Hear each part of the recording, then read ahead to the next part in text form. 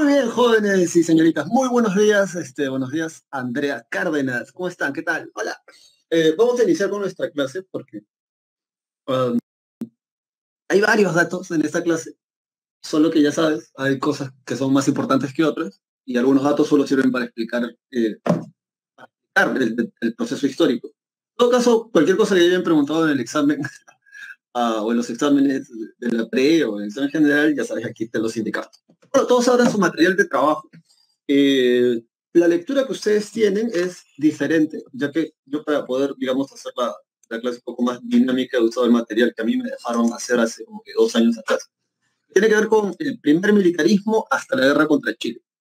Pero no peleamos con Chile, ¿no? Peleamos en contra de Chile.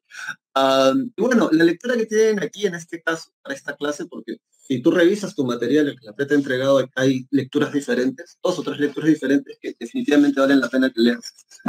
No te vayan a preguntar algo de ahí. Pero esta lectura me parece más pertinente desde el punto de vista que nos explica qué cosas son los caudillos, ¿no? Porque el primer militarismo tiene que ver con los caudillos militares. Entonces, de manera general, debes entender que los caudillos militares son personas que han peleado o han participado en una o más batallas durante el proceso de independencia que trae San Martín o Simón Bolívar. Entonces es una característica de todos los caudillos. Han participado en una o más batallas durante las luchas por la independencia del Perú. Luego, la mayoría de ellos eran bastante jóvenes, de hecho. Y estos caudillos tienen lo que vamos a denominar en ciencias sociales, en historia, sus clientes.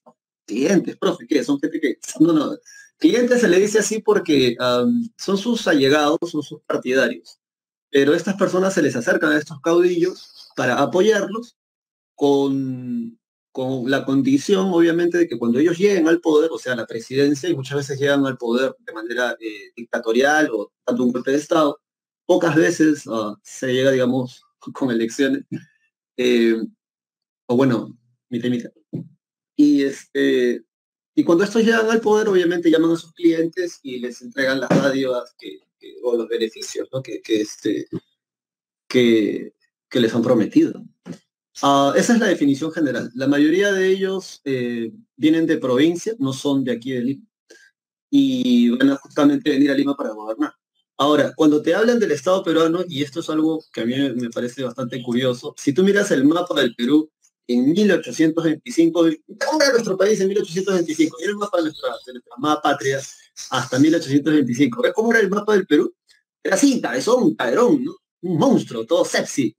Y ahora, si tú lo ves en la actualidad, cómo es cómo es el mapa del Perú, uno se pregunta por qué, ¿no? O sea, ¿cómo es que de este país llegamos a tener, a ver, creo que por aquí tengo otra imagen, vamos a ver. A ver. ¿Cómo es que, cómo es que de esto llegamos a esto? Bueno, ¿es tu culpa, es la mía? No, definitivamente no, y eso es algo que tú tienes que tener en claro, porque cuando se da en clase de historia, y esto tiene que ver con la ideología nacionalista, y por ejemplo se habla de la guerra contra Chile, muchos tienden a tener cierta cosa en el pecho, ¿verdad? Que te dan ganas de que, coño, ¿no? O sea, ¿contado por qué? ¿Acaso tú te has peleado con esa gente del sur o con sus descendientes? De repente un partido del LOL, o un Amos, o un Fall Guys, de repente, ¿no? Un juego en red, pero o sea, digamos, ¿te han quitado tierras a ti? Pero ¿por qué justamente tenemos esto? Bueno, esto tiene que ver con la ideología nacionalista y menos mal que ya hemos visto y estudiado eso, ¿no? Los nacionalismos, acuérdate, nos hacen pensar, nos hacen creer que todos somos parte de una comunidad imaginada y que esta comunidad siempre ha existido y que como compartimos vínculos en común, nos diferenciamos de otros, ¿verdad? Pero bueno, entonces, si te quedas hasta el final de las clases de Historia de Perú, vas a saber cómo diablos pasamos de esto, de tener un país territorialmente así, con estas extensiones, a esto. Eh, bueno, otra cosa que valdría la pena mencionar es que sí, pues, ¿no? Perdimos estos territorios, y te lo adelanto, durante la guerra contra Chile, la denominada Guerra del Pacífico. Recibe el nombre de Guerra del Pacífico por las correrías del Huáscar, ¿ya? Solo se pelearon dos batallas en el mar y recibe el nombre ahí, ¿no? La Guerra del Pacífico, ¿no? Pero en realidad, la mayoría de las batallas se van a llevar en tierra. Bueno, como está aquí marcado, mira, esto es lo que perdimos contra Chile. Pero ¿saben quién nos ha quitado más territorio sin decir nada, sin pelear? Y tú no los odias, no tienes una animadversión. Cuando juegan los equipos de fútbol de esos partidos, hasta a veces le vas a sus jugadores, es este de acá. El imperio del Brasil, ¿no? Brasil, así calladitos, nos ha quitado 5 veces más territorio del que no hemos perdido en la guerra del Pacífico. Y tú, o alguno de ustedes de repente, se araña porque hemos perdido en Brasil. Ahora, Basadre explica por qué mucha gente se araña por esto y no por esto. Basadre dice que nos arañamos por esto porque aquí había población peruana. En cambio, en los que nos quitó Brasil, ¿sí? En los que nos quitó Brasil, toda esta cosa de acá, toda esta cosa de acá, habían tribus indígenas, pero no se reconocían como peruanos. De hecho, el Estado peruano ni siquiera había llegado. Creo que ya te he explicado qué cosa significa Estado peruano, ¿verdad? En todo caso, ahora te lo reafirmo. Cuando tú escuches hablar del Estado peruano en esta clase, hasta que yo te diga lo contrario, o hasta que lleguemos a la época de Leguía, entiende una cosa. El Estado peruano es básicamente costeño. ¿Sí? No hay Estado peruano en la sierra, o no hay mucho Estado peruano en la sierra, no existe el Estado peruano prácticamente en la selva, hasta la época del caucho. Y entonces aquí viene una pregunta interesante. Profe, ¿qué cosa significa que no hay Estado peruano en la sierra o en la selva? Ya mira, si tú vienes de provincia, de la selva o de la sierra, y yo he visitado esos lugares, por cierto, un par de veces, no me vas a dejar mentir. A veces hay pueblos en ciertas zonas del Perú o lugares de la selva, en la sierra o en la selva, donde no hay una posta. ¿Una posta qué significa? Ya sabes, una posta, un, ¿no? Pequeño centro de salud dirigido por el Estado peruano, con trabajadores pagados por el Estado peruano, con el escudo de nuestro país y con la bandera ondeando, ¿no? Sobre esa casita o caseta que pueda ser. A veces no hay. Profe, colegios ya. Si tú en esta parte de acá, pongamos ya, si tú en esta parte de aquí no encuentras un colegio, una posta médica, o no encuentras una comisaría o una caseta del ejército con el escudo y con la bandera peruana, eso significa que ahí no hay presencia del Estado peruano, porque eso es el Estado peruano. El Estado peruano es aquel que brinda servicios, ¿verdad? ¿Qué servicio? Bueno, salud, trabajo, educación, ¿en qué sentido? Bueno, control del sector salud, sector público, el sector transporte. En educación, en salud, tiene hospitales, tiene colegios, en el sector seguridad, policía, etcétera, etcétera. ¿Ves? Entonces, si aquí no hay Estado peruano, o sea, si no hay una bandera, un escudo en estas zonas, por eso nos quitaron estas zonas, porque no había Estado peruano, no había presencia de Estado peruano en estas zonas, y por eso tan fácil también nos quitaron. Entonces, Basadre dice que, bueno, acá no había población peruana, en cambio aquí sí, y aquí tuvieron que desplazarse, y por eso esto nos causa más conmoción de repente que lo que no sucede con la selva, a pesar de que los recursos que hay en la selva en la actualidad van a valer más que el petróleo. En América del Sur se encuentra la gran cuenca acuífera. Y no sé si sabes, pero de aquí a unos años el agua va a valer más que el petróleo. Pero bueno, ese es otro rollo que ya más adelante. Bueno, dicho esto, entonces, vámonos ahora a esta parte de la clase. No, vamos a esta parte de la clase. Bien, entonces seguimos hablando de los caudillos. Todo este proceso son como que 70 años de caudillos militares, ¿ya? Recuerda, San Martín, monarquía constitucional, va a decir, porque la gente de acá, y eso lo va a decir su ministro de Guerra de Marina, Monteagudo, va a decir, es que la gente de aquí tiene la mentalidad todavía de la sociedad antiguo régimen, no son una sociedad acostumbrada a esta idea de que todos somos iguales por la ley y entonces ya no deben de haber diferencias de castas o que yo soy mestizo, tú eres blanco, tú eres criollo, tú eres chapetón, no. Entonces San Martín dice, bueno, monarquía constitucional. ¿Eso eligen nuestros padres de la patria? No. Entonces viene luego Simón Bolívar. Entonces Simón Bolívar dice, bueno, monarquía constitucional no, porque además ya sabes, ¿no? La palabra monarquía como que suena un poco a antiguo régimen. Entonces nosotros vamos a ser presidente vitalicio. Porque definitivamente la gente de aquí, y cuando digo la gente de acá, me estoy refiriendo a la gente que vivía en la época de la independencia, en esto que llamamos Perú en la actualidad, no está acostumbrada, no podría vivir, ¿no? Bajo un sistema democrático como aquel que cambia de gobierno cada 4 o 5 años, porque este país es nuevo y vienen de una sociedad anterior, entonces de la sociedad antiguo régimen, como el régimen del Perú. Entonces, presidente vitalicio, la constitución vitalicia, un presidente de por vida. Es algo así como decir que eliges a un monarca hasta que se muera, ¿no? Y luego viene otro. Entonces, ¿van a elegir a nuestros padres de la patria? No. Lo que van a hacer es, primero hostigar a San Martín, luego hostigar a Simón Bolívar.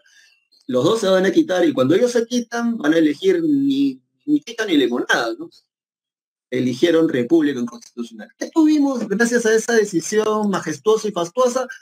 Desde 1827 hasta 1872 tuvimos el primer militarismo. Bueno, dicho esto, vamos a leer brevemente esto y con esto pasamos a explicarte algunas cosas más. A ver. Ajá, acá está. Lee conmigo, dice. El caudillismo, una apuesta ciega en el individuo y sus designios. Elecciones y golpes militares, para regresar al péndulo. Tienen también otros rasgos comunes. Quizá el más importante sea la confianza en el individuo antes que la ideología. ¿Te acuerdas que hemos estudiado ideología? Bueno, conversaba hace poco con una amiga y le decía, es que aquí no hay ideología, ¿no? O sea, no hay una ideología tampoco de amor a la patria aquí en el Perú. Nuestra ideología es que cada uno de repente tira por su lado y si lo puedes hacer bien, bien y ve para adelante. Pero, ¿por qué lo menciono? En la actualidad hay muchas grandes empresas que se sabe estaban esperando que cierto partido político ganara las elecciones para que los exoneraran de impuestos. Rochoso, ¿no? Y le han estado dando dinero por lo bajo. Son empresas que realmente mueven millones y millones de soles y están financiando de manera ilegal y van a ser investigadas por eso. ¿Para qué? Para que cuando estas personas lleguen al poder, los exoneren de impuestos. Yo no sé si tú habrás cruzado con el lamentable caso de que a veces llega la SUNAT, ¿verdad? A una juguería en tu barrio y porque no entrega la boleta a la señora o la tía, ¿verdad? Del jugo, le cierran el puesto. Porque no hacen eso con las grandes empresas. A mí no me interesa, compadre, y si tú me estás escuchando o comadre, que tú quieres ser de izquierda o que tú quieres ser derecha o de centro, ya eso no interesa, porque si realmente tuviéramos amor por la patria, por esto que llamamos en la actualidad Perú, no interesa si tú eres el partido moradito, naranja, amarillo, azul, verde, tricolor, bandera del Tahuantinsuyo, no interesa. Cualquiera que llegue al gobierno debería de pelear a favor de los intereses no solamente de los ciudadanos, sino de nuestra patria. Más bien justamente te enseñaba el mapa porque eso es lo que quisiera que entiendas. Si hemos perdido tanto territorio, no es por tu culpa, no es por la mía, sino es porque la gente que tendría que haberse encargado de cuidar nuestras fronteras no hizo su chamba. Y no hay, como no hay ideología, entonces cada vez que llega un partido político nuevo al poder, hacen lo que quieren. Um, Esto del coronavirus ha demostrado una cosa que es muy simpática y que coincide mucho con la guerra del Pacífico. No estábamos preparados. Así que vamos a ver esto ahora, porque mira, ha pasado 100 años y ahora la misma vaina. Entonces, acá no, acá como no se ha puesto en la ideología, se ha puesto en los individuos, en las personas, ¿verdad? O sea, el tipo carismático, la búsqueda del dirigente providencial, ese que tiene la respuesta, ¿no? Y el desdén por los planes de gobierno. Y eso es algo que aquí tampoco hay, no hay planes de gobierno a futuro.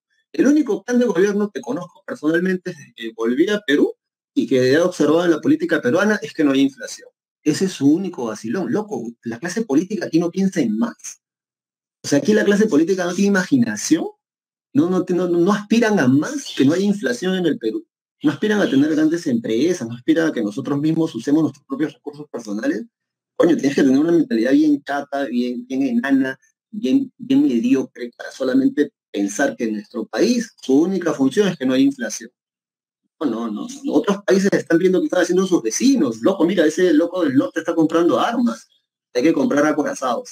¿Sabes? Sí, porque esos locos se unen y bueno, nos van a chantar a nosotros. Mejor que nosotros nos chantemos a ellos. Eso es lo que hace una clase política que piensa a futuro, que mira por los intereses propios, pero también por los de sus connacionales. Porque ¿quién te ha dicho a ti que cuando tú te beneficies de algo, para que tú te beneficies de algo, tienes que chantarte al otro, tienes que pisar al otro? ¿No? Yo siempre he pensado que la ganancia de un compatriota es la ganancia de todos, pero lamentablemente la mentalidad es lo que nos puede encontrar. Dicho esto, dice, por el desdén de los planes de gobierno, el caudillismo republicano nació asociado con los jóvenes militares que, como Gamarra o Santa Cruz, lucharon por la independencia, lo que te decía hace rato, pero luego adquirió vida propia y se convirtió en el paradigma, o sea, era el modelo, siempre hay caudillos de cualquier liderazgo político, acatado hasta por los más acérrimos antimilitaristas. El caudillismo sentó sus raíces antes que una ideología, una, en una mentalidad colectiva, la espera de un Mesías, o sea, alguien que nos salve, ¿no? O sea, hay gente que sí, ¿no? Ahí tienes, ¿no? Alan García, el chino, ¿no? O sea, líderes, ¿no? Que como no nos salvan, dicen, ¿no? Como no, esa gente es la elegida, ¿no? Para salvar al Perú, ¿no? Y esa es la mentalidad, eso es lo que se refiere el texto. Un salvador, un hombre providencial. El cambio no era posible por los propios medios. No podía surgir desde el interior del grupo, de la clase o del pueblo. Vendría desde afuera, en una sola dirección, de arriba hacia abajo. O sea, el caudillo es el que va a determinar todo. El caudillismo es jerárquico. Por eso, argumentaba Sadre, al estudiar la preeminencia del caudillaje en esta época, hay que tomar en consideración tanto su propia capacidad arrolladora como la pasividad de la sociedad. Sí. Es una apuesta ciega en el individuo y sus designios. Todo lo que tienes aquí a continuación son características de lo que vamos a ver en esta clase. Así que yo te voy a recomendar una cosa. Una vez que tú termines de estudiar toda la clase de esta semana, vuelve a esta parte de aquí, porque aquí básicamente está resumida y está condensada todo lo que vamos a ver en esta clase. No te voy a pasar a explicar todo esto porque cuando daba las clases en la presencialmente, o sea, no, demasiado tiempo, demasiado tiempo. Así que ya te lo estoy explicando. Todo lo que está acá son características que vamos a ver durante esta clase, así que cuando termines de estudiar esto, págate, te vienes aquí y vas a ver que vas a encontrar un buen resumen de lo que ya has estudiado. Finalmente, porque de repente, bueno, lo voy a mencionar de todas maneras, pero básicamente Brasil nos quita mucho territorio bajo este principio, ¿no? Trisposidetis, posidetis, laudum, ¿no? Eso es clase de geografía, creo. Estudio lo que siempre estudio tuyo. Y es cierto, pues porque en el caso de Brasil, ellos sí tienen ciudades en el medio de la selva, ¿no? Entonces van a quitarle territorio donde el Estado peruano no tenía presencia. Bueno, dicho esto, entonces vámonos ahora inmediatamente a los primeros tipos. Ya, así que atento, atenta y vámonos para acá. A ver, entonces tenemos al primer tipo, José de la Mar. José de la Mar va a gobernar de 1827 hasta 1829. ¿Qué cosa podemos decir de José de la Mar? A ver, primero, subraya por favor en la primera línea que él aplica medidas proteccionistas, ¿ya? Él aplica medidas proteccionistas. Es muy interesante porque, anótalo por favor, José de la Mar es, como dice aquí, liberal. Ahora, hay gente que tú eres estudiante, tú no te vas a bloquear. Entiende esto. Ya sabes que aquí en el Perú tenemos cosas bastante locas y chéveres, ¿no? Como por ejemplo haber tenido un presidente que nació en el extranjero, según Gustavo Gorriti. Pero acá los liberales, en términos políticos, son liberales. Ya sabes, ¿no? Igualdad ante la ley, eh, pero, pero en términos económicos, como dice, pues se trata, son proteccionistas. Ahora, explicarte este rollo, pues a mí me lo explicaron cuando yo ingresé a la universidad, no hay artículos, hay libros, ¿no? Y sí, porque tiene que ver con la mentalidad. Ellos sabían que se abría en el mercado peruano cuando la República recién acababa de nacer, no tenía ni horas de nacida, podría afectar nuestra economía. Entonces ellos lo veían así. Por el lado económico, vamos a proteger el mercado nacional contra de repente los bienes que vengan del extranjero que puedan afectar el incipiente mercado nacional. Pero en el nivel político, y eso escríbelo por favor, los liberales, escríbelo, no seas terco, no seas terca, le dan más poder al Congreso, o sea, al legislativo, restándole poder al ejecutivo. En este caso, José de la Mar van a, van a redactar la tercera constitución, que es una constitución, escríbelo por ahí, antipresidencialista. Ahora, ¿por qué se dice constitución antipresidencialista o constitución liberal? Por lo que te acabo de decir, le dan más poder al Congreso, le dan más poderes al legislativo, restándole poder al ejecutivo. Para eso es la mentalidad de los liberales. Los conservadores van a lo contrario, así que atento. Bueno, luego de esto dice, se da la ocupación de Bolivia y la guerra contra la Gran Colombia, contra la influencia bolivariana. Sí, de hecho el Estado peruano va a mandar este ejército a lo que en la actualidad es Bolivia para recuperar ese territorio a que se acababa de independizar. Y luego van a hacerle la guerra a la Gran Colombia por Guayaquil, ¿no? Que es en la actualidad tendría que ser buena parte de Ecuador para que se vuelva a reintegrar al Perú. No se va a conseguir en todo caso eso, y esto viene por lo siguiente, ¿no? Viene el primer gobierno de Agustín Gamarra. Chico, chica, recuerda una cosa, por favor. Si hay primero, es porque hay segundo. ¿Ya? Así que usan emoteña, no te vayas a bloquear. De hecho, antes, y cuando te digo antes, estoy hablando de hace 15, 16 años atrás, a San Marcos preguntaba mucho, cuando preguntaban por esta parte, y hay gente que a veces como que tira la toalla, no, tú no tienes la toalla, tú lo único que tienes que hacer es segmentar eso, ya segmentar y comenzar a aprender primero las cosas generales, ¿no? Por ejemplo, ¿quiénes son los caudillos militares hasta antes de la Confederación Perú-Boliviana? Entonces ya tienes que ir contando memote. Entonces, en ese sentido, a veces preguntaban cosas, por ejemplo, de Agustín Gamarra, y en las alternativas ponían primer o segundo gobierno. Entonces, tú tienes que estar atento y eso lo vas a estudiar bonito. Así que, a ver, primer gobierno de Agustín Gamarra, conocido como el Mariscal. Su señora, su esposa, su flaca, es conocida como la Mariscala, Francisca Zubiaga o Doña Pancha, ¿no? Ellas decían que hasta se cogía uniforme de su marido, se vestía de militar y ayudaba de hecho lo rescató, lo ayudó a varios golpes de Estado contra su marido, orquestados, ¿no? Ella los va a evitar. Dice el líder de la oposición conservadora contra la mar, el tipo que está arriba. Ahora, Agustín Gamarra es conservador. Entonces, tú lo que vas a subrayar aquí es el Tratado de la Rea Gual con la Gran Colombia. Es un tratado, y ojo aquí, es un tratado de paz firmado el 22 de septiembre de 1829.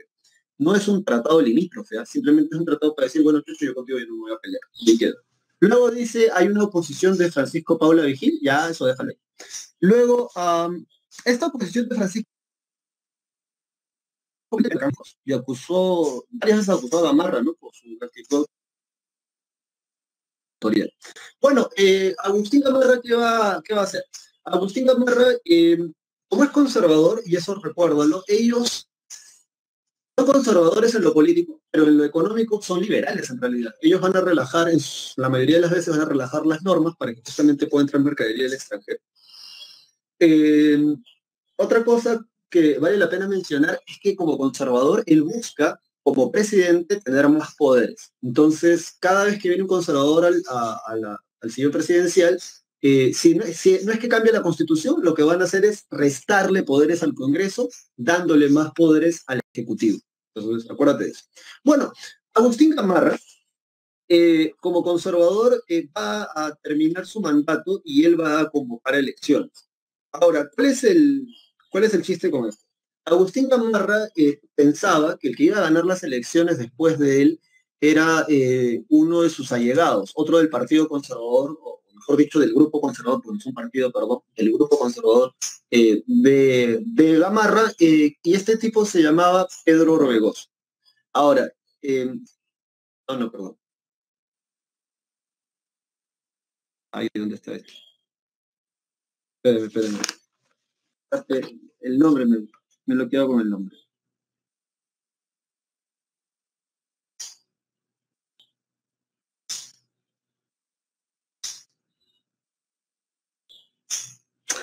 Pedro Bermúdez, perdón.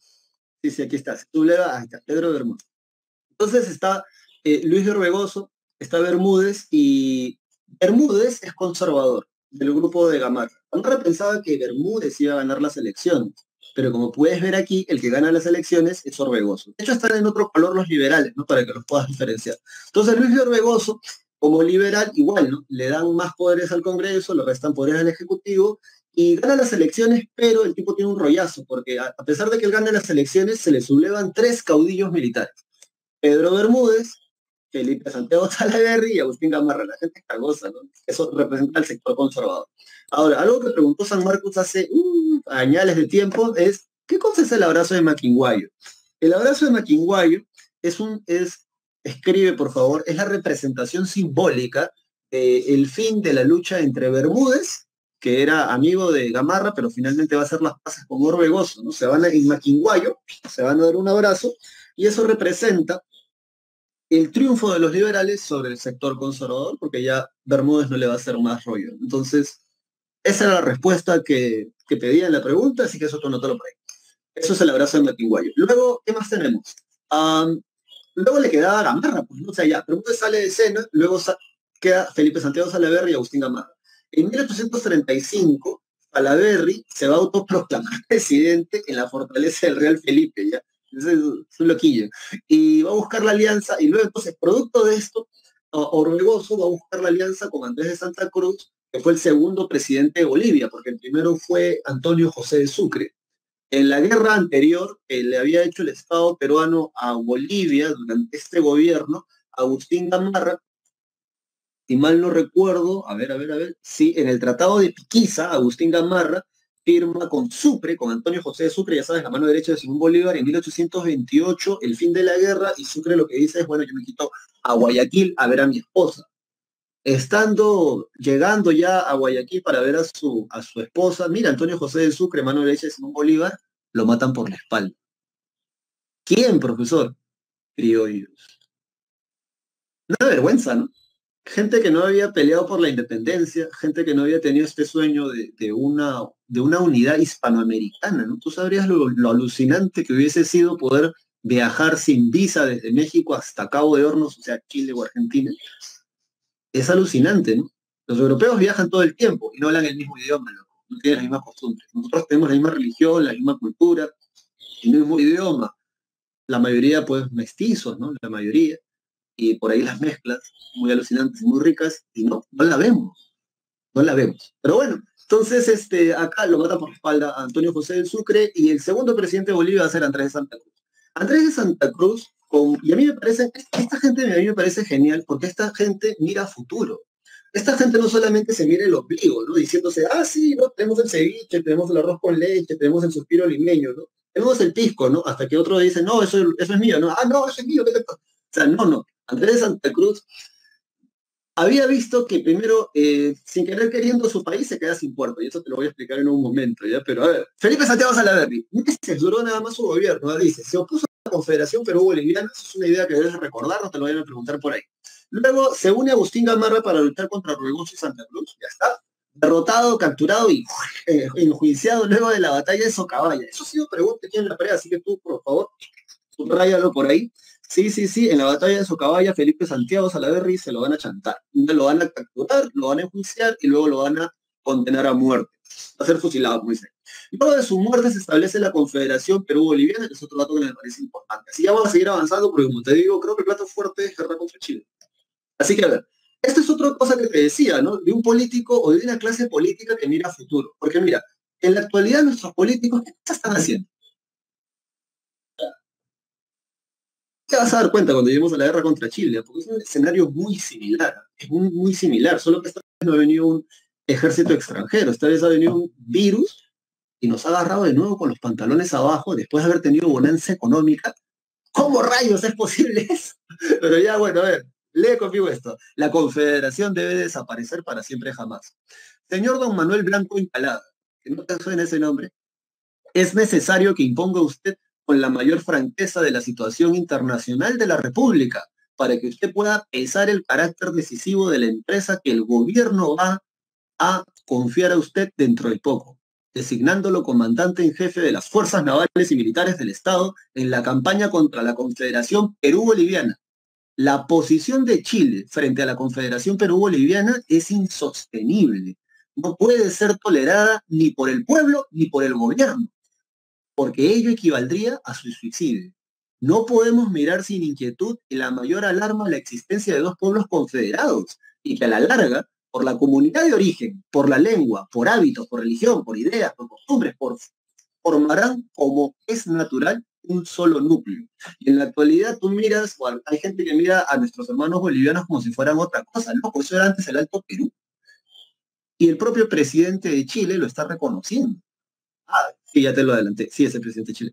Entonces, dice, la existencia, unidos, me salió un gallo, unidos, Bolivia y Perú, estos dos estados, aun cuando no más sea que momentáneamente, serán siempre más que Chile, en todo orden de cuestiones y circunstancias.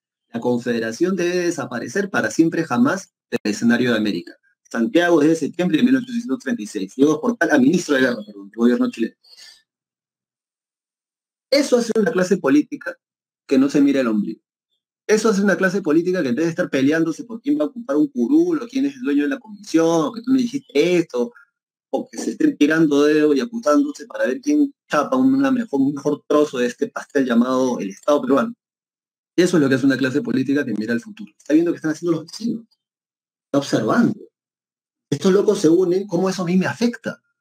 Yo no me imagino realmente a un político en la actualidad del Perú pensando eso. Porque, como te digo, tiene una mentalidad bastante mediocre y bastante chata.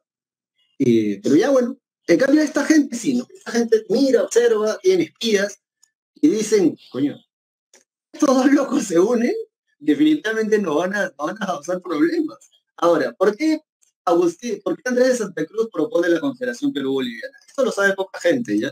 El puerto natural de Bolivia era Arica, o mejor dicho, el puerto natural de La Paz. O sea, toda la mercadería que venía del Alto Perú, perdón, toda la mercadería que venía del Alto Perú, o toda la mercadería que entraba por el Alto Perú, ya para estos años, acuérdate del decreto de libre comercio, entra por Arica.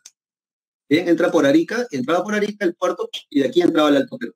Pero como tú podrás ver en el mapa, Arica, cuando se da el proceso de independencia, queda para el lado peruano. Entonces, el Estado boliviano, recién nacido, tiene sí salida al mar por acá, pero era un desierto, no había población ahí viviendo, ya una franja de desierto bastante dura, bastante hostil, y entonces no tenían puerto por ahí. Entonces, una de las cosas que quiere Andrés de Santa Cruz con la Confederación Perú-Boliviana es que Bolivia recupere la salida al mar por el puerto de Arica. Esa es una de las razones económicas, ¿bien? Porque también están las políticas y ahora vamos a ver esto inmediatamente.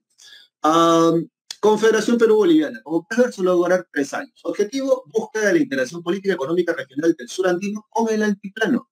Obtener la hegemonía comercial, muy importante, desplazando al puerto del Valparaíso. Sí, porque ya también habían hecho, de hecho tenían contratos de comercio con el Estado peruano, ¿no? Con la Confederación se va a romper eso.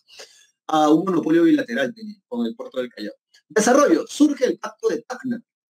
Justamente va a ser el que va a proponer la creación de la Confederación Perú-Boliviana. Andrés de Santa Cruz fue nombrado, y eso también ha sido pregunta quién la trae, como supremo protector de la Confederación por 10 años. La Constitución, ley fundamental de la Confederación Perú-Boliviana. Características. Se adoptó un sistema federal. ¿Qué significa eso, profesor? Hay un presidente por cada estado, por eso se llama confederación, ¿sí? No es un solo estado o un solo presidente. Son 3 estados, van a ser 3 estados, y cada uno tiene un presidente, solo que el que está por encima de esos 3, como protector, es Andrés de Santa Cruz, supremo protector. Está el estado boliviano, el estado surperuano y el estado norperuano. ¿Qué se ven? Estado surperuano, todo esto que está acá, estado norperuano y estado boliviano. Se estableció el régimen autoritario no político y económicamente fue liberal. Esta confederación justamente, y eso es lo que va a más o menos vislumbrar este ministro de Guerra chileno, propicia la ruptura del monopolio bilateral con Chile, del puerto del Callao con el puerto del Valparaíso. Ahora, ¿qué va a suceder? Chile va a organizar 2 campañas, a ver, vamos a ver, 2 campañas restauradoras, se va a llamar, si no me equivoco, las campañas que van a, sí, son 2 campañas restauradoras, ¿bien? Luego de el ajusticiamiento, el fusilamiento de Felipe Santiago Salaverry, luego de la batalla de Socabaya en 1836, se crea la Confederación Perú-Boliviana. Chile, y dice aquí en menor medida Argentina. ¿Por qué dice en menor medida Argentina? Porque faltando 2 semanas para la batalla de Yungay, que es la batalla que desintegra o le gana antes de Santa Cruz y desintegra la Confederación Perú-Boliviana, faltando 2 semanas para esa batalla, en enero, Argentina le declara la guerra a la Confederación Perú-Boliviana. Pero los que estuvieron desde antes de que se crea la Confederación Perú-Boliviana en oposición, va a ser Chile. Ya por eso dice en menor medida Argentina. Entonces, en la primera campaña restauradora, a Manuel Blanco Encalada, al tipo al cual iba dirigida esta carta, a Manuel Blanco Encalada, él va a dirigir la primera campaña restauradora. ¿Qué quieren restaurar? El mapa de cómo era antes, ¿no? Perú por un lado, Bolivia por otro lado. Y no lo va a conseguir. Más bien él va a firmar un tratado conocido como el Tratado de Paucarpata, y cuando él retorna a Chile, el gobierno chileno le van a decir: a ti loco no te hemos mandado a firmar un tratado de paz, te mandamos a destruir la Confederación Perú-Boliviana. Inútil eres. Y entonces van a hacer la segunda campaña restauradora. En esta segunda campaña restauradora, formada en 1839, tiene Manuel Bulnes. En la batalla de Yungay, el 20 de enero de 1839, perdón, va a derrotar a Andrés de Santa Cruz y va a desintegrar la Confederación Perú-Boliviana. 2 semanas antes de esa batalla, Argentina le declara la guerra también a la Confederación. Así que ahí quedó ese sueño de volver a integrar todo este territorio. Y bueno, luego de esto, entonces, el que viene a gobernar por segunda vez, por cierto, tampoco te expliqué eso. ¿Cuál es la excusa o cuál es el pretexto que tiene el gobierno chileno para hacer la guerra a la Confederación Perú-Boliviana? He tenido la oportunidad de leer algunos recortes en periódicos de esos años y es sorprendente porque en Santiago, en ese momento, estaban exiliados algunos peruanos que le pedían a través de la prensa al gobierno chileno que interviniera en la Confederación Perú-Boliviana. Ese es otro rollo que tiene como mentalidad, no como ideología, sino como mentalidad nuestra patria, ¿no? El creer que cada uno tiene la razón y el no ver que de repente el esfuerzo de otro también puede ser el escalón que tú puedas usar para salir adelante. Uno de los ejemplos actuales que se me ocurre es el tren eléctrico que se empezó a construir en el primer gobierno de Alan García.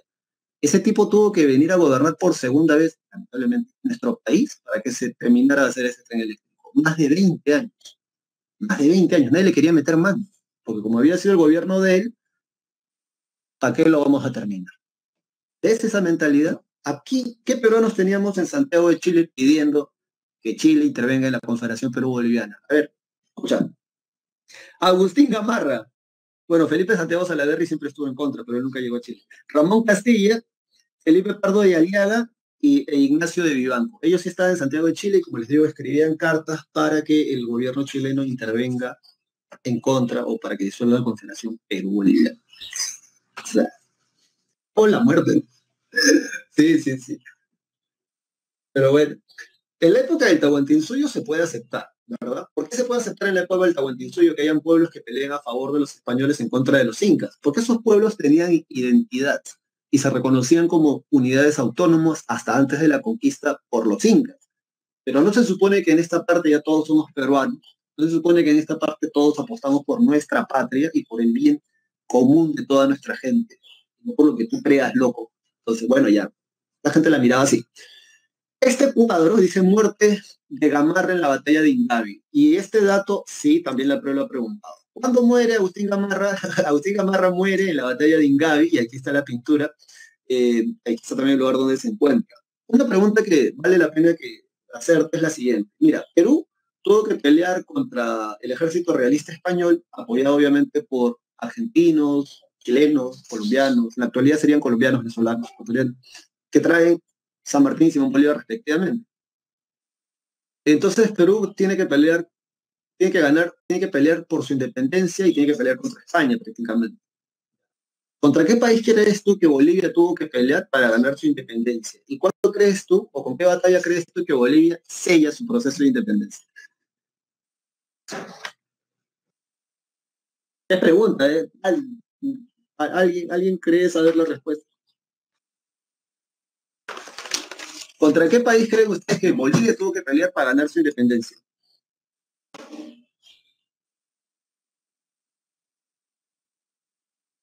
Ya, anota ya. Contra Perú. Bolivia, en la batalla de Incavi, consolida su proceso de independencia.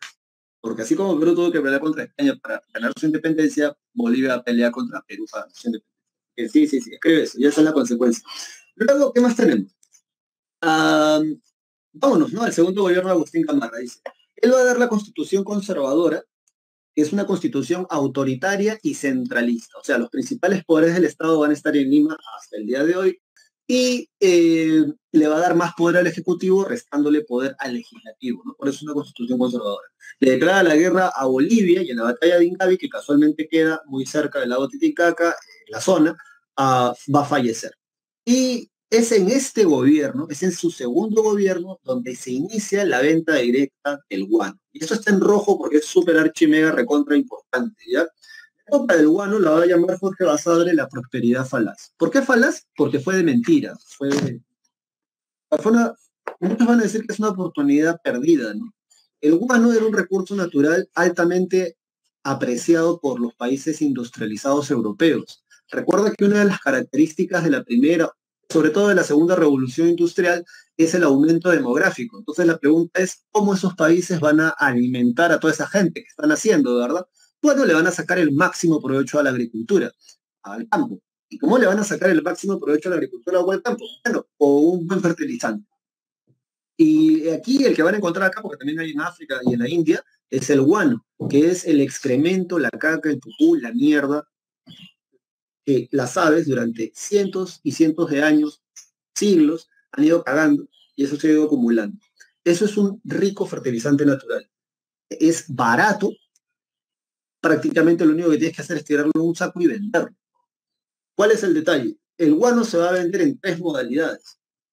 Venta directa, venta por consignación y venta en monopolio. Esas tres maneras, la PRE, San Marcos en el examen general ha preguntado por cada una de esas. ¿Eh? Por ejemplo, han preguntado con qué presidente se inicia la venta directa del guano, con qué presidente se inicia la consignación del guano. Y básicamente es vender el guano mediante representantes, esa es la palabra clave. Consignatario igual representante, y ya con eso ya te ahorraste bastante proceso de aprendizaje. Es algo más directo. Y en monopolio, solo una empresa o solo una casa, en este caso Dreyfus, puede sacar y vender el guano a nombre del Estado. Entonces, características de esto, el guano es un fertilizante de gran potencial que atrajo el interés de los países europeos, sobre todo en Inglaterra. Significó la primera estabilidad económica y política del país gracias a los fuertes ingresos que obtuvo el Estado. Las ventajas es que es un recurso abundante, con demanda creciente en el exterior y requería inversión mínima de mano de obra. Desventajas, el transporte y la comercialización. Profe, eso de transporte no lo entiendo. Ya, lo que sucede es que necesitaría un mapa de América para, para enseñarte esto. Lo que sucede es que antes no existía el canal de Panamá. ¿Cómo, profe? Pucha, es que, a ver, no sé cómo graficártelo. Si lo dibujo, sería así, ¿ya? A ver, el continente americano, sudamericano, ¿no? Más o menos así, ya, a ver. Más o menos así, ¿sí o no? Ya, antes no existía el canal de Panamá. El canal de Panamá, esa línea roja que acabo de dibujar, une el Océano Pacífico con el Océano Atlántico. Pero como antes no existía, ¿cómo nos llevábamos al guano? Tenías que a ir hasta el sur, Cabo de Hornos, y de ahí igual te vas hasta Europa. Era un rollazo y por eso era caro. Y esa era la desventaja, transporte y comercialización. Por ello se crean diferentes sistemas, desde el primero con Francisco Quirós. Francisco Quirós va a ser el primer tipo que va a vender el guano de manera directa a nombre del Estado peruano. El detalle con esto es que el Estado peruano ganaba el 80% de la venta, el tipo se quedaba con el 20%, pero no vendían a su máxima capacidad. Cuando llegan al sistema de consignación, y por favor, cada vez que tú escuches consignación consignatario, ahí escribe esto, ¿ya? Escribe esto, a ver, voy a escribirlo acá para que a ti se te quede grabado a fuego. Representantes, ya los consignatarios son representantes de quién? Del Estado peruano. Los consignatarios venden el guano por adelantado en Europa. Y una vez que venden este guano, en Europa les dan la mitad del pago por el contrato. Con este dinero ellos vienen acá. Posteriormente, luego, sobre todo del gobierno de Ramón Castilla, van a contratar a mano de obra china, los culíes, y los van a llevar a sacar excremento. Luego se van a llevar todo eso a Europa y les van a terminar de pagar. Con este sistema, el Estado peruano vende a su máxima capacidad, al 100%. El problema está que solo ganaba el 20% de toda la venta. Antes ganaba el 80%, pero no vendía tanto. Ahora vende un montón, pero solo gana el 20%. ¿Quién es un consignatario? Un representante del Estado peruano que vende el guano a Europa a nombre del Estado peruano. Ahora, ¿por qué se cambia de sistema? Porque esta gente, escúchame bien, porque mucha de la gente que en la actualidad pertenece a la clase alta de nuestro país, no muchos, pero sí varios, vienen de esa bonanza económica. Esa gente que tiene con el respingada, ¿no? que vacaciones en el extranjero, ya, sus tatarabuelos se hicieron ricos vendiendo caca. Pero no solamente vendiendo caca se hicieron ricos, sino que se hicieron ricos metiéndole cabeza al Estado peruano. Esto no lo digo yo, eso lo dice Alfonso Quirós y que ya ha estado estudiado además en su libro Historia de la corrupción del Perú. Es un libro que lo puedes descargar en tu celular en PDF y lo puedes leer gratuitamente. O también te lo puedes comprar si quieres. Está a 20 soles la edición popular y 35 soles la edición, digamos, esta. Ese tipo sacó su libro, por cierto, Alfonso Quirós, tuvo que sacarlo en inglés en Estados Unidos, porque cuando él lo trajo aquí a Perú recibió demandas de las familias o de los familiares de estos expresidentes o tipos que él había descubierto que habían metido cabeza al Estado peruano. Al año siguiente se murió, así que las demandas quedaron en nada y el libro fue traducido al castellano y es uno de los libros considerados como de esos libros que todo peruano debe leer. Historia de la corrupción del Perú. Bueno, dicho esto, en todo caso, mucha de esta gente de la clase alta en la actualidad, sus tatarabuelos se hicieron ricos no solamente vendiendo guano, sino también metiéndole cabeza al Estado peruano. ¿Por qué? Porque al finalizar, antes de entrar al gobierno de Balta, se descubre que los consignatarios, ese 20% que tenían que pagarle como impuestos a el Estado peruano, no lo van a pagar. Y como no lo estaban pagando, Balta dice, bueno, como no están pagando los impuestos, yo le voy a quitar el derecho de la venta del guano y se la voy a entregar a una sola casa. Esa es la venta de un monopolio, Dreyfus, ¿bien? Y viene con el gobierno de Balta. Así que no te vas a olvidar de eso. Luego, dicho esto, entonces, por cierto, para que te des una idea de la fertilidad del guano, conversaba con una persona que tiene tierras en Calango y él me decía que su abuelo usaba guano de las islas. Todavía hay, solo que ya no hay en abundancia como antes. Pero él usaba guano artificial, o sea, usaba un fertilizante artificial. Entonces en Calango cultivaban manzanas y yo le preguntaba, bueno, ¿cuál es la diferencia? Y él me decía, mira, escucha. Cuando yo uso el fertilizante artificial, solo puedo usarlo una o dos veces. Porque si lo uso más, por los químicos que tiene este fertilizante artificial, la tierra se mueren los microorganismos de la tierra y ya la tierra se vuelve estéril y no me da nada. Entonces yo tengo que dejar descansar la tierra. Le puedo echar el fertilizante artificial una o dos veces y eso me bota una o dos cosechas de manzana. Porque cada 6 meses le puede salir una cosecha de manzana. Entonces, una o dos cosechas de manzana. Pero mi abuelo, que usaba el guano de las islas, que además se echa superficialmente, no es tampoco un trabajo así, ¿no? Él decía que con una sola pasada a la tierra con guano de las islas, le podía botar, escucha bien, ¿no? De 4 a 6 cosechas de manzana, con una sola pasada. Es la diferencia. Y bueno, como es natural, tú podías volver a fertilizar la tierra y la tierra no se iba a dañar, porque es una cuestión natural. Entonces, eso van a usar los europeos para sacarle el máximo provecho a su campo, al campo en realidad, y poder alimentar a su población que está en aumento. Bueno, cuando muere Agustín Gamarra, luego de la batalla de Ingavi, está ahí un pequeño, bueno, no, 3 años de anarquía militar. ¿No? Tras la muerte de Gamarra está ahí un periodo de anarquía e inestabilidad. Aquí son estos presidentes de un día, de 2 meses. De hecho, en internet vas a encontrar un documental, un programa, un episodio, creo, de un programa histórico, no sé si a la vuelta de la esquina sucedió en el Perú, que es así como que presidentes por un día, ¿no? Entonces ahí vas a, justo, la mayoría de ellos son de este periodo. Luego viene el directorio, que es el único que logra cierta estabilidad en este periodo, cierta estabilidad, porque si tú miras los años de anarquía, está contenido ahí.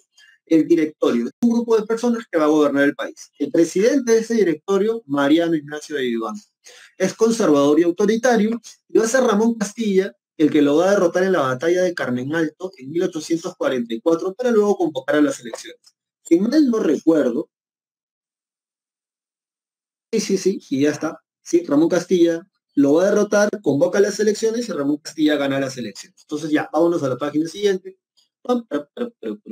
Y a ver, la prosperidad falaz. Así se llama todo este periodo, ¿no? ¿Por qué? Porque Ramón Castilla, primero él va a ser primero van a cambiar el sistema de venta del guano, el sistema de consignación del guano, a través del contrato GIF. Si tú querías hacer un consignatario, ya sabes, vas a este contrato y te puedes volver un consignatario.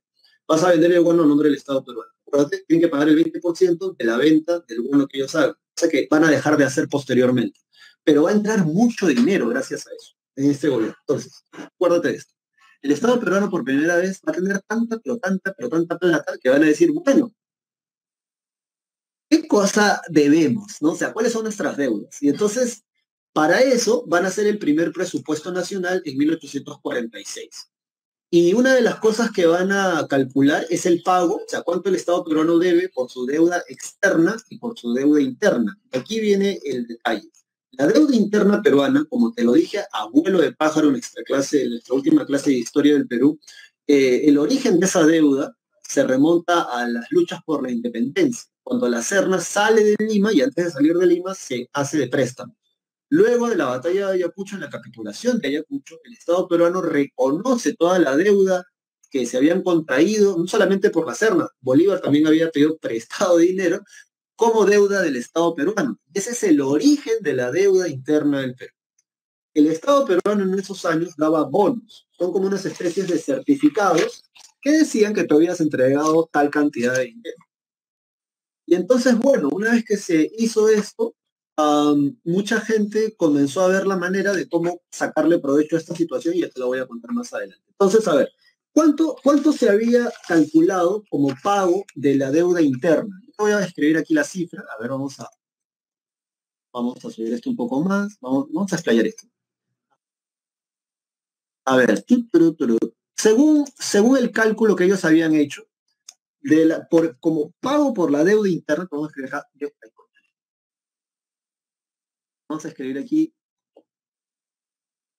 deuda interna, ¿no? Deuda interna. ¿Cuánto se había calculado como pago por la deuda interna? 4.879.607 pesos de plata. Ya vamos a poner así, ¿no? Doble P, pesos de plata. Entonces, redondeando, ya sabes, con Cutri y todo, decían, bueno, redondeando serán 6 millones, decían. Redondeando, ¿no? Claro, porque ¿para qué no te voy a entregar 7 pesos de plata? No, redondeando 7 pesos de plata, 6 millones de pesos de plata. Redondeando, mira, con cuatro y todo. Entonces decía, eso es lo que el Estado peruano tiene que pagar por su deuda interna. Pero ojo, esa deuda no se va a pagar en el gobierno de Ramón Castilla, sino se va a pagar en el siguiente gobierno, ¿sí? El de Rufino Echenique, así que quédate con ese dato.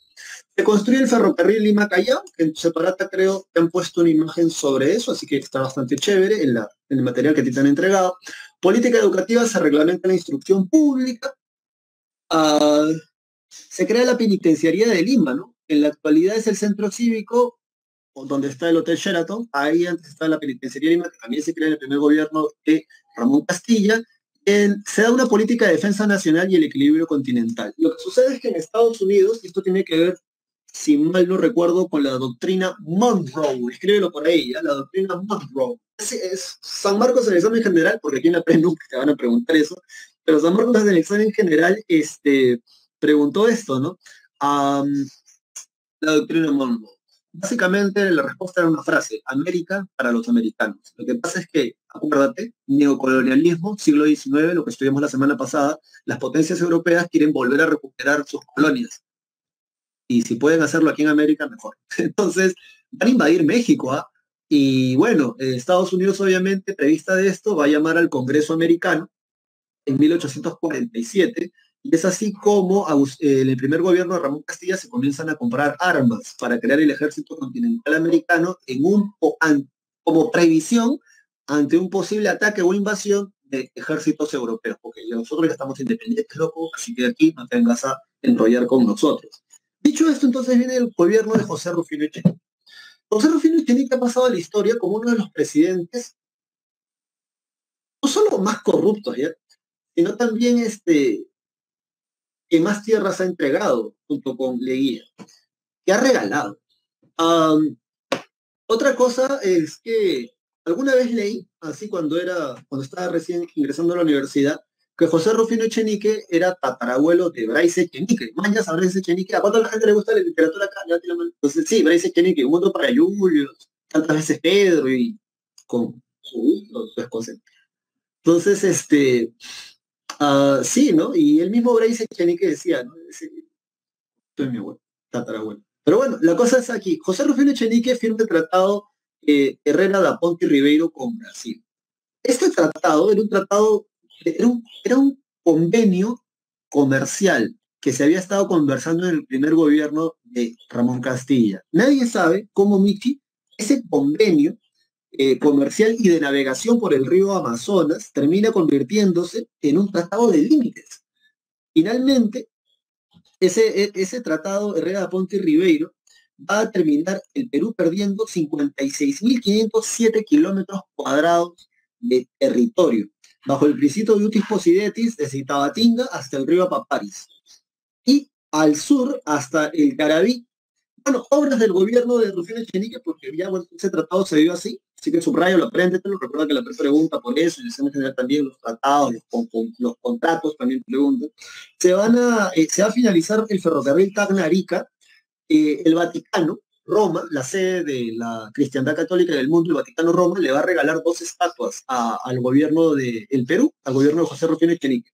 La primera es la de Colón, que se encuentra en la actualidad en Paseo Colón, y la otra es una estatua cuya réplica la tienen los venezolanos en todas sus plazas. Mi primaria la estudié allá, por cierto. Y en todas las plazas de Venezuela, en las plazas principales, hay una estatua de Simón Bolívar, donde él está con su caballo Palomo, creo que se llamaba, y él está así. Ahora, el original está aquí en Perú. Y fue regalo del Vaticano, por cierto. ¿Dónde se encuentra la estatua de Simón Bolívar en la actualidad? En la Plaza del Congreso de la República, que tú ya sabes, antes era un edificio San Martín. Mucho cuidado. Bueno, luego de esto dice, se da el escándalo de la consolidación de la deuda interna. Ya, ¿sabes por qué es un escándalo? Porque, bueno, dijeron, bueno, vamos a pagar la deuda, ¿no?, la deuda interna, ¿no? Y ya, pues, ¿no? Vamos a pagarla, ¿no? Todo el mundo, ¿no? Preparen sus boletas, ¿no? Y los documentos que les hemos dado. ¿Cuánto pagó el Estado peruano por eso? Escucha, 23.211.400 pesos de plata, constantes y sonantes. Yo te pregunto, estimado estudiante, ¿cómo rayos es eso posible? ¿Cómo rayos es posible que si con Cutre y todo, redondeando, salían 6 millones de pesos de plata, cómo es posible que hayan casi cuadruplicado el pago? y lo pagaron en efectivo. Lo que dice Alfonso Quirós, entre otras razones, es que mucha gente que ya sabía que se iba a pagar la deuda externa, y por eso hay tanta gente que se mete en políticas para adelantarse a las leyes, ya como ya sabían que se iba a pagar, mucha de esta gente, vinculados por cierto a los consignatarios, mucha de esta gente que tenía plata por los consignatarios, van a comprar estos bonos que se habían dado durante la independencia a gente que ya se había empobrecido. Y una vez que terminaron de comprar todos los bonos, como aún querían sacarle más plata al Estado peruano, comenzaron a falsificarlos. Y así lograron casi cuadruplicar la deuda. ¿Sabes qué es lo triste? Que hasta el día de hoy eso pasa. ¿Alguna vez te has informado del caso de Odebrecht y de otras empresas que calladito están haciendo lo mismo? El caso de Odebrecht es así, mira. Te dicen, loco, que vamos a hacer un puente, un bypass, una pista, una carretera. Te va a costar así. Entonces el Estado peruano, y ya sabes que en la actualidad hay juicios por eso, porque se ha descubierto que han habido gobiernos o políticos que le han dado la concesión. Entonces una vez que le da la concesión, y obviamente te da, o bajo te dan dinero, durante el proceso de construcción lo llaman adendas. O sea, dijimos que iba a costar 6 millones ya, pero nos hemos dado cuenta de que, coño, nos falta más plata. Y entonces la obra que terminó presupuestándose de esta manera termina costando así. Y eso de Odebrecht, hasta en África creo que hay casos de Odebrecht. Toda América Latina. Hasta el día de hoy sigue pasando. Nos sigue metiendo cabeza así. Por eso es muy importante que tú no le des la espalda a la hora de convocarse a elecciones si eres mayor de edad, sino que realmente seas, si realmente amas la patria, si realmente a ti te apesta cuando se juega con el país vecino del sur, fútbol, si realmente te consideras nacionalista, si realmente crees tú que puedes aportar algo a nuestra sociedad, bueno, una de esas cosas es no elijas políticos condenados o con tufillo, que tienen condena o están acusados por actos de corrupción, porque producto, gracias a elegir a esa gente, es que tenemos estas cosas. Y por esa razón, cuando ha llegado la pandemia, otra vez, así como la guerra del Pacífico, que es lo que te vas a dar cuenta en esta clase, no estábamos preparados, a pesar de que había bonanza económica. Por eso cuando tú escuchas esa frase que ya cansas repetirla, aquellos que no conocen su historia están condenados a repetirla, parece chiste, parece gracioso, pero es cierto. Entonces, bueno, sigamos avanzando. Entonces, un escándalo, pues, ¿no? 23 millones, loco. O sea, no podía ser más rochoso. Ese es un escándalo. Y entonces Ramón Castilla se van a lanzar, ¿eh? Se van a lanzar aquí la sublevación de Ramón Castilla, que va a liderar la Revolución Liberal de 1854. Y bueno, en este periodo ya comienza a venir alemanes a la selva, y se supone que es población, mano de obra técnica, se supone. Yo te digo a ti, loco, loca, la gente que migra a un país extranjero no es porque en su país pues le vaya muy bien. Pero ya, bueno, luego de esto también empiezan a llegar los chinos, los culíes, ¿no? Como trabajadores para sacar el guano, porque la población peruana creo que no quiere ir a sacar excremento allá. Y los trataban mal y los marginaban a los chinos. Durante la Guerra del Pacífico, por esa razón, los chinos, varios grupos de chinos que ya habían venido, ¿no? En estos gobiernos, pelean a favor del ejército chileno. Sí, sí, sí. Lo que no se va a ver así es con la población de la Sierra del Perú. Más adelante te voy a hablar de eso. Pero bueno, entonces se va a sublevar Ramón Castilla, se van a ir y Ramón Castilla va a liberar esta revolución liberal en 1854 junto con los hermanos Pedro Gálvez y José Gálvez, que son liberales y son sanmarquinos. Estos hermanos, Pedro y José Gálvez, le van a decir a Ramón Castilla, loco, mira, si tú llegas a gobernar de nuevo, tienes que eliminar el tributo indígena, que se va a hacer, y tienes que pagar por la liberación de los esclavos. Ojo, acuérdate que todo esto se está haciendo con dinero del guano, ¿no? Por cierto, profe, ¿devolvieron la plata? No, no la devolvieron, no, se la quedaron. Entonces, cuando llega el segundo gobierno de Ramón Castilla, en un inicio este tipo es liberal y va a dar una constitución de corte liberal inspirada en las propuestas de los hermanos Gálvez. Pero Ramón Castilla se va a dar cuenta de que esa constitución le restaba poder. Así que lo que él va a hacer es cambiar y va a otra constitución. Supuestamente es moderada, pero en realidad le da más poder a él, es el ejecutivo. Luego de esto, se va a dar, como te digo, la manumisión de los esclavos. ¿Qué significa esto? El Estado peruano va a pagar para que se liberen a los esclavos. En Estados Unidos se fueron a una guerra, los del norte contra los del sur. Que por cierto, si alguno de ustedes ha visitado Gringolandia, ya saben que en el sur está la población, no solamente la mayor cantidad de población, creo que afroamericana, sino que también la gente más racista de ese país, republicana, mayoría, ¿no? Ultranacionalista, etc. Pero fuera una guerra, ¿eh? No quieren liberar a los esclavos, no, no quieren pagarles un salario, no. Van a seguir esclavizándolos, no, ay, se fueron a una guerra para liberar a los esclavos. Acá, como nosotros somos más chéveres, dijeron, bueno, hay plata, esclavos, ¿no? ¿Cuántos hay? Hay como que unos 32.000, 33.000 esclavos todavía en las haciendas, porque San Martín solo libera a aquellos que nacen del 28 de julio, ¿de acuerdo? Libertad y entonces, bueno, ¿cuántos hay? 33.000, 32.000 esclavos todavía. Y entonces el Estado peruano del segundo gobierno de Ramón Castilla va a pagar para liberar a esos esclavos. Lo que la investigación de Alfonso Quiroz descubrió en la historia de la corrupción del Perú fue que el Estado peruano terminó pagando por casi 65.000 o 62.000 esclavos. Entonces uno dirá, ¿cómo es eso posible? Si se supone que había 32.000, 33.000 nada más. Bueno, los hacendados presentaban partidas de nacimiento de esclavos que ya habían fallecido y así lograron duplicar el saldo.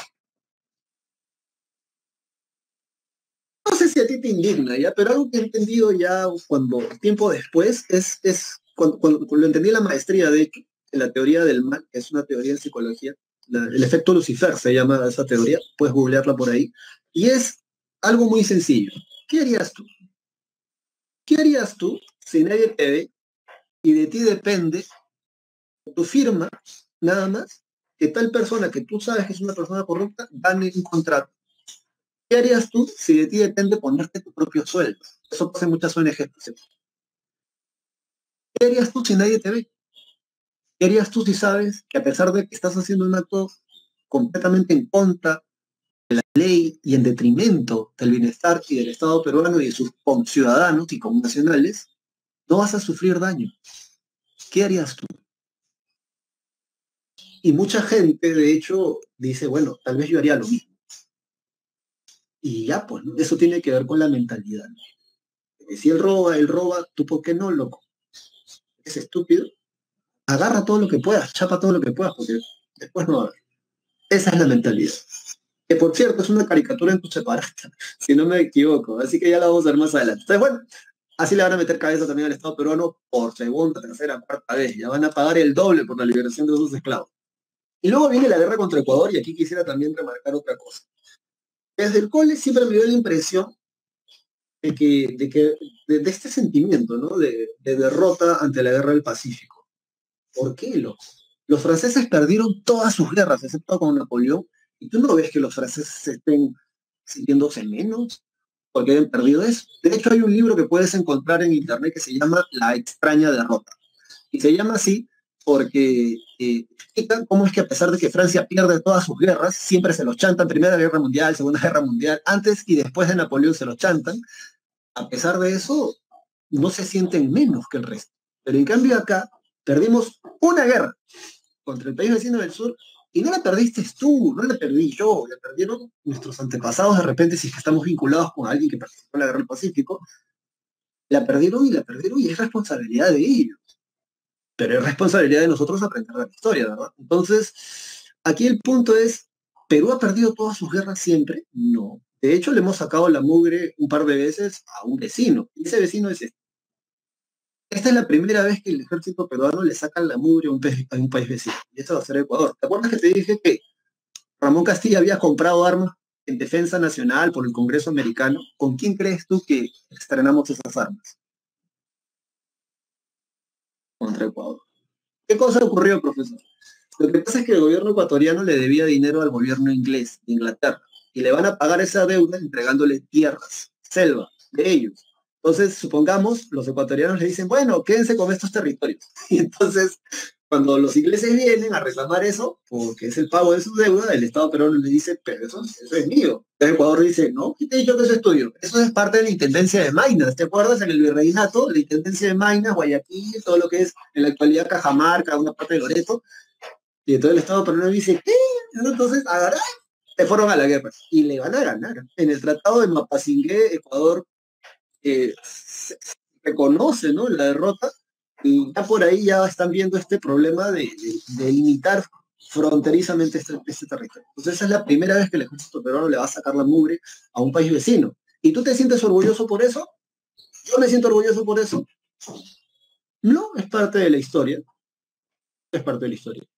Ahora, ¿por qué? Pero hay una explicación. ¿Por qué tú no te sientes orgulloso por eso? ¿Por qué yo no? Porque así no nos enseñan en el colegio. En el colegio remarcan mucho, desde primaria hasta creo que el final de la secundaria, la guerra del Pacífico. Dándonos una perspectiva un poco chata y equivocada de nuestra propia historia. Nosotros sí hemos ganado guerras, pero no fundamentamos nuestra identidad, no fundamentamos nuestro orgullo nacional en haberle sacado la mugre a un país vecino extranjero durante o en nuestra historia, como sí lo van a hacer nuestros vecinos del sur. Nuestros vecinos del sur eh, cuajan mucho su identidad nacional a partir de eso. Y a mí no me parece mal, ¿eh? Me parece muy inteligente, porque realmente, locos, eran la tercera parte territorialmente de lo que son en la actualidad. Le sacaron la mugre a dos países, uno de ellos con una tradición histórica antiquísima, que era antes el virreinato del Perú. Así que, obviamente, ¿cómo no te vas a sentir orgulloso de eso, loco? Y obviamente para los perdedores, ¿cómo no te van a sentir avergonzados por haber perdido? Pero tú y yo no tenemos por qué sentir vergüenza de eso. Yo perdí eso, a mí no me preguntaron, a ti no te consultaron, tú no te escapaste tampoco al extranjero como te iban a hacer muchos de los niños ricos de la élite de ese entonces, que en vez de dar la cara por el Perú se van a quitar.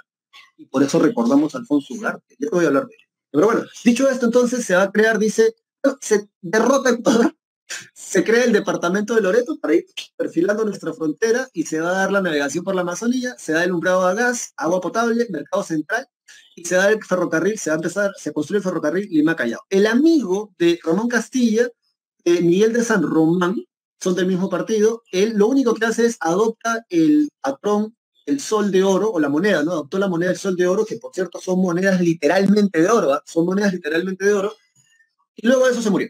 Así que sí, sí, por eso gobernó tan poquito, ¿no?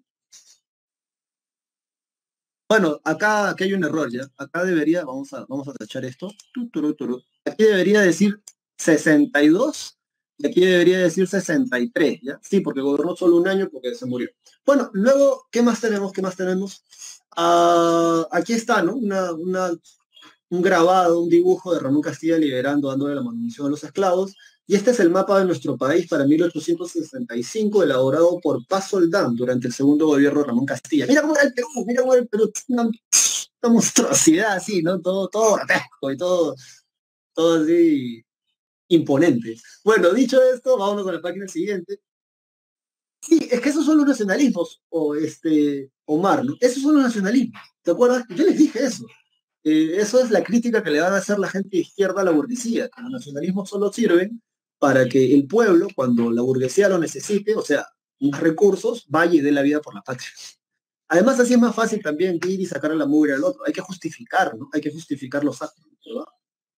Sí, sí. Pero bueno, vámonos ahora a la guerra contra España y el combate 2 de mayo, sí, porque ya tenemos que acercarnos, ya tenemos que ir, de hecho, a esto de la guerra del Pacífico. Eh, Juan Antonio Peset va a ser el presidente que va a iniciar, o con el que se va a iniciar esto, ¿no? De que es la guerra contra España y el combate 2 de mayo. De hecho, aquí tienes una pintura, vamos a agrandar esto. De hecho, aquí tienes esta pintura, dice, el combate 2 de mayo de 1866 fue una victoria heroica, dirigida por José Gálvez. ¿Te acuerdas? Pedro Gálvez, José Gálvez, los hermanos que van a ayudar a Ramón Castilla, ¿no? Esta idea de, loco, elimina el tributo indígena, loco, tal, paga para que liberemos esclavos. Él va a ser ministro de guerra. Y eso es un detalle muy curioso, porque acuérdate que yo te dije que él era sanmarquino. Él era un intelectual, como de repente tú lo vas a hacer después de terminar la universidad, pero no por eso significa que sepas, digamos, dirigir un ejército, ¿no? Entonces ya vamos a ver más eso. Bueno, pierde la vida allí. Sin embargo, luego de este conflicto se incrementa la deuda del Perú. Entonces, a ver, ¿cuál es el pretexto? El incidente en la hacienda Calambo. No te olvides que cada guerra, o hay algunas guerras que se inician con un pretexto, pero eso no significa que sean la causa, ¿verdad? Entonces, diferencia. Hay pretextos, hay causas. ¿Cuál es el pretexto para iniciar las guerras médicas? La rebelión de la ciudad jónica de Mileto. Ese es el pretexto, pero la causa era otra. ¿Sí? Entonces aquí igualito. El pretexto es el incidente en la hacienda Talambo. ¿Qué cosa había ocurrido en la hacienda Talambo? A ver, espera, ordenarme acá.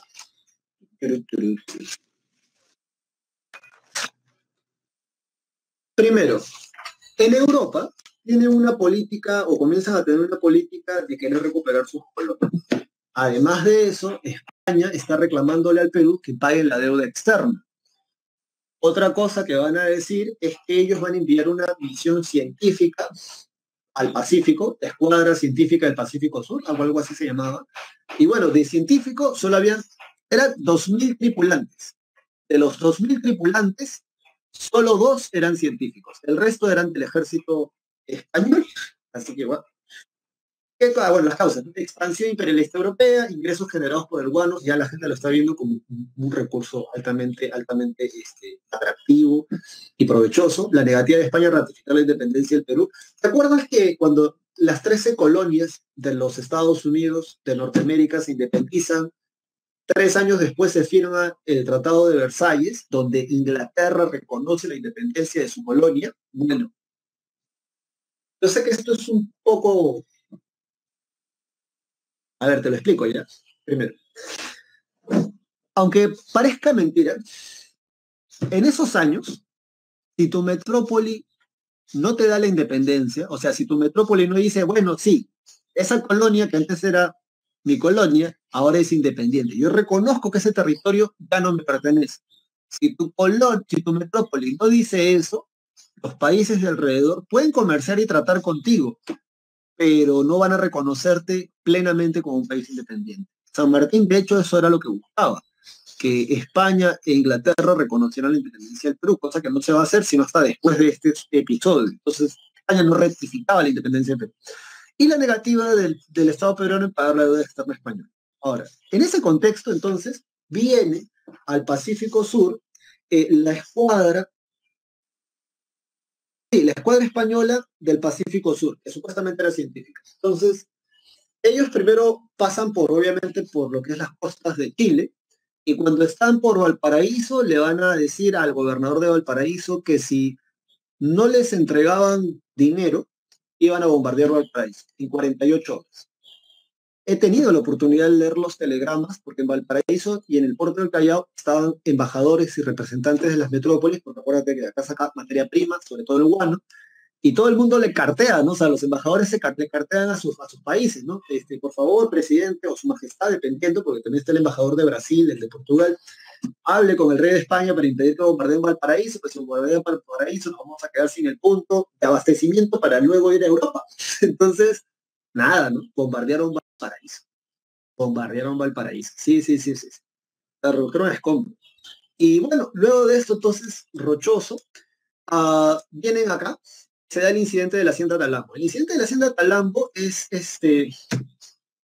un grupo de trabajadores en esta hacienda, hay trabajadores peruanos y trabajadores españoles.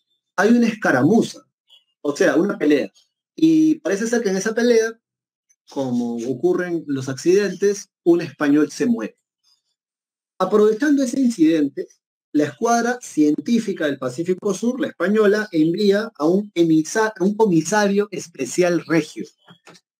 Entiende una cosa, el título de comisario especial regio es un título, es un certificado, ¿no? Y ahí decían, Eusebio Salazar y Mazarredo, comisario especial regio de España.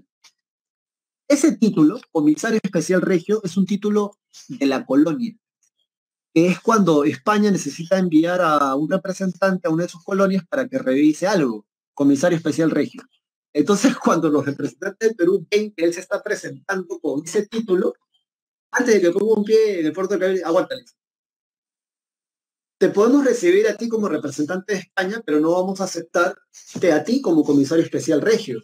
Porque si nosotros te aceptamos a ti como comisario especial regio, estaríamos reconociendo implícitamente que esto todavía es una colonia de España. Y Perú ya no es colonia de España. ¿Aceptas? Ya, bueno, está bien, dice, ¿no? Eusebio, ¿no? Entonces va a la hacienda Talambo, ve que el español está muerto, escribe, el español está muerto, regresa al puerto del Callao, se embarca en la escuadra científica del Pacífico Sur y desde ese momento en adelante los barcos de España van a sacar el guano del Estado peruano. Y eso es rochoso, ¿ya? Es rochoso. Porque si realmente hubiesen nacionalistas en este país, si realmente hubiese gente que quisiese trabajar en pro al margen de que tú eres de izquierda, tú eres de derecha, o tú eres rojo, amarillo, azul, morado, anaranjado, celeste, púrpura, no permitirían que hayan Por ejemplo, en la actualidad, el gobierno de los Estados Unidos le ha dado una voz de alerta al gobierno peruano, diciendo que hay más de 300 barcos chinos en el litoral peruano esperando para que hagan pesca de arrastre y se lleven nuestros recursos marinos. ¿Te has enterado de eso? No. ¿Por qué no? ¿Eso es tema en el Congreso? No. 200 millas de soberanía de mar. Si un barco extranjero entra en esas 200 millas, loco, loca, están invadiendo nuestro territorio. Entonces, ¿cómo es posible que eso se acepte? No, que temas están ahorita, ¿verdad? En el Congreso. No sé, ya, bueno. Entonces, ¿qué pasa? En cualquier país del planeta Tierra, si, un, si una armada naval de un ejército extranjero, de un país extranjero, obviamente, se pone a sacar tus recursos, en cualquier país seminormal del planeta Tierra, eso es guerra. Entonces, todo el mundo esperaba que el presidente PC le declare la guerra a España. Antonio PC no le declaraba la guerra. No le declaraba la guerra, todo el mundo le decía, ¿no? Creo que Ramón Castilla le dijo que era un cobarde. ¿Sabes lo que hizo PC? A Ramón Castilla lo extraditó a Gibraltar, ¿no? Le dijo, ¿sabes qué, loco? Vete del país. Y se lo llevaron fuera a Ramón Castilla por haberle dicho a PC cobarde. PC da un discurso días después diciendo que le permito a cualquier peruano, algo así, le permito a cualquier peruano que me corte la cabeza si yo me doblego ante los españoles. Ah, parece que es valiente, parece que sí tiene cojones. Días después estalla el escándalo.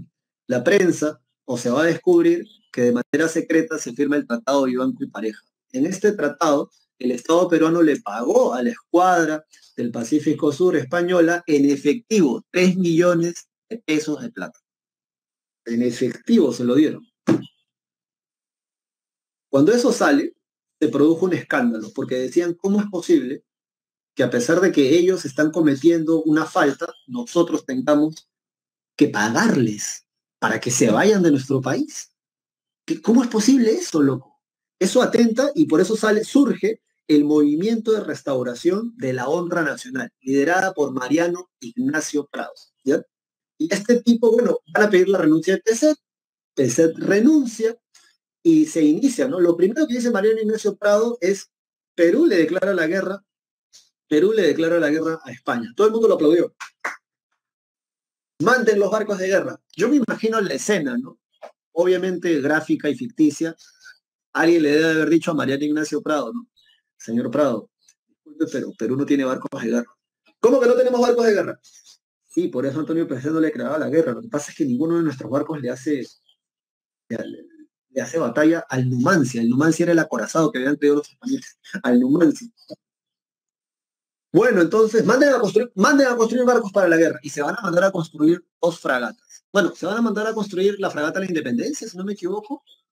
El monitor Huáscar se va a mandar a construir en este periodo. ¿Estuvo listo para el combate 2 de mayo? No, porque mandar a construirte barcos no es como pedir una hamburguesa, ¿verdad? Doble carne, con tocino, extra de queso, en 15 minutos está lista. No, se toman tiempo. Entonces, estuvieron listas, sí, pero para la guerra contra Chile. Así que quédate con ese dato. Lo interesante del combate 2 de mayo, ya para terminar esta parte, es que va a ser tal vez uno de los momentos en los que la unidad hispanoamericana va a ser cuerpo y causa común para combatir a un enemigo extranjero. Va a haber un apoyo cuádruple, van a venir representantes de Bolivia, Chile, Ecuador, creo que hasta de Panamá van a venir, Colombia, solo que son grupos muy pequeños, y se va a dar el combate de 2 de mayo. En el combate de 2 de mayo, Galvez, que es el ministro de guerra, él pone un parapeto, ¿no? Una batería se le llama. Profe, ¿qué es una batería? A ver, creo que acá podemos ver una batería. Sí, una batería es algo así como esto, ¿ya? Pones sacos y entonces acá pones un cañón y le empiezas a caer a ti. A eso de las 12 de la tarde o 10 de la mañana, le preguntan a Galvez, ¿no? Ministro de Guerra, le dicen, señor Galvez, abrimos fuego, y Galvez dice, no, porque los que iniciaron este problema fueron los españoles, así que dejen los que ellos inicien, que den el primer cañonazo. Cuando se da el primer cañonazo, creo que eso de las 12 o 2 de la tarde, se inicia el combate. Galvez muere pocos momentos después, y lo que te voy a narrar no es chiste. ¿Qué cosa sucede? Un barco español tira una granada cerca a la batería de Galvez. Y luego, cerca, no cae dentro, sino cerca, cuando esta granada estalla, luego de que esta granada estalla, toda la batería de Galvez estalla en 1000 pedazos. Todo estalla. Entonces uno se pregunta por qué, si solo cayó cerca, no cayó ni siquiera adentro, ¿no? Y es que como Galvez no era militar, y esto parece chiste, pero es anécdota, los sacos que él había puesto, por cierto, el combate de 2 de mayo se dio en la playa La Punta, y yo sé que algunos de ustedes saben, en esa playa, ¿la playa es de arena o de piedras? ¿Uno de ustedes ha ido para allá? ¿No? Ahora que ya se acerca el verano. Alejandro dice murió un español, pero no, ese peruano no lo sabía, pero el español sí. De la hacienda Talambo. Piedritas, muy bien, Alejandro, piedritas, sí. Entonces, ¿de dónde sacó Galvez los sacos de arena para poder combatir en el combate 2 de mayo? Bueno, no eran sacos de arena, eran sacos de pólvora. Y cuando la granada cayó cerca, cayó en 1 millón de pedazos. Sí, Omar, sí.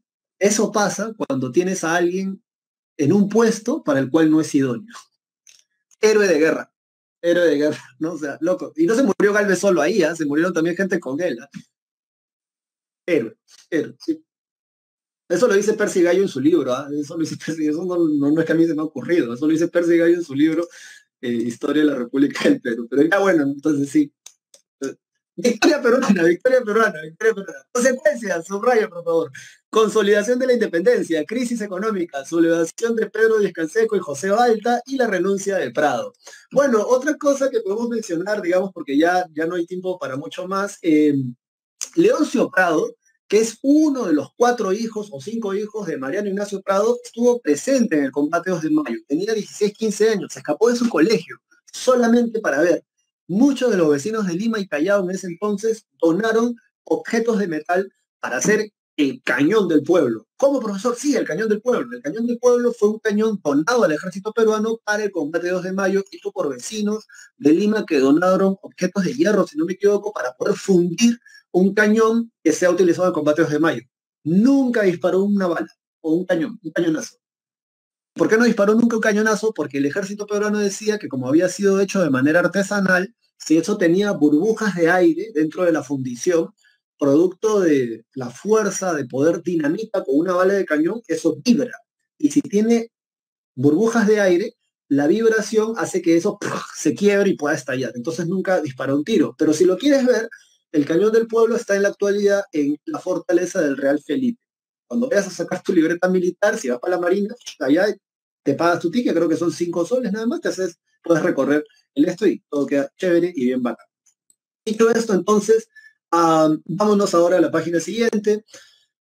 Balta. Bueno, a ver, Balta, con el gobierno de Balta es lo que se va a dar la 7ª constitución, que no va a ser ratificada, por cierto, ¿ya? Se va a dar la 7ª constitución, antes del gobierno de Balta, perdón, antes del gobierno de Balta se va a dar la 7ª constitución que no va a ser ratificada en 1867. Creo que Perú ha tenido 11 o 13 constituciones, ¿verdad? Somos un vacilón. Bueno, ya, dicho esto, entonces, ¿qué pasa con Balta? Balta le quita el derecho de venta a los consignatarios. Esta gente que se había hecho rica vendiendo caca, sí, caca, guano, el excremento, el pupú, la mierda de estas aves, le estaban metiendo cabeza ahora el Estado peruano, no pagando impuestos. Y esa es la de siempre, ¿ah? Si tú, no es broma, no es chiste, googleas cuáles son las grandes empresas en la actualidad que le deben al Estado peruano, te vas a sorprender porque de repente una de esas empresas te brinda un servicio a ti o a mí. Entonces, ¿por qué no? Bueno, lo que en la actualidad se sabe es que estaban esperando que cierto partido político llegue para que los exonere de esas deudas. Sí, sí, sí, sí, sí. Y acá hay algo así. Los consignatarios no estaban pagando el 20% que tenían que pagarle al Estado peruano. Alta dice, bueno, pero si no están pagando, entonces les quito eso, les quito el derecho de la venta y se lo doy a la Casa Dreyfus. La Casa Dreyfus se compromete, escúchame bien, ¿no?, a pagar cuotas mensuales de 700.000 soles al Estado peruano. Además, pagar la deuda externa peruana que ascendía a 5 millones de soles, equivalentes a 1 millón de libras esterlinas en ese tiempo. Luego, con ese dinero se va a cubrir el 80% del presupuesto nacional y va a llegar a su fin este pequeño auge durante el primer civilismo. ¿Por qué? Porque el guano se va a acabar. O sea, las aves no cagan tan rápido como la extracción del guano, ¿verdad? Entonces, da el guano que quedaba era guano con tierra, ya no era guano puro. la casa Dreyfus se declara en bancarrota. Pero eso va a ser en primer siglo. Bueno, luego de esto, Balta, y esto lo aprendí en la universidad, parece que tiene una especie de obsesión con los chuchu, con los ferrocarriles, y él va a contratar a este sujeto, Henry Maines. Este tipo, y eso no lo digo yo, esto ya se sabe, le va a cobrar al Estado peruano 4 veces más el costo de cada línea ferroviaria que se va a hacer. Ese tipo va a hacer 3 líneas ferroviarias. Yo quisiera que tú entiendas esto porque esto es corrupción. Con la cantidad de dinero que se le paga a ese sujeto, hubiésemos podido construir 12 líneas ferroviarias. Y solo construimos 3. Y él cobró 4 veces más el precio por cada una de esas líneas ferroviarias. Sí, sí, sí. Bueno, ya, así que queda ahí. Dicho esto, entonces, a ver. Vámonos. ¿Dónde estamos? Ya. Eh, tu, tu, para. Ajá. Bien, dicho esto entonces, obras en el gobierno de Balta, acuérdate, se construye el Hospital 2 de Mayo, luego de esto se va a dar la sublevación de los hermanos Gutiérrez.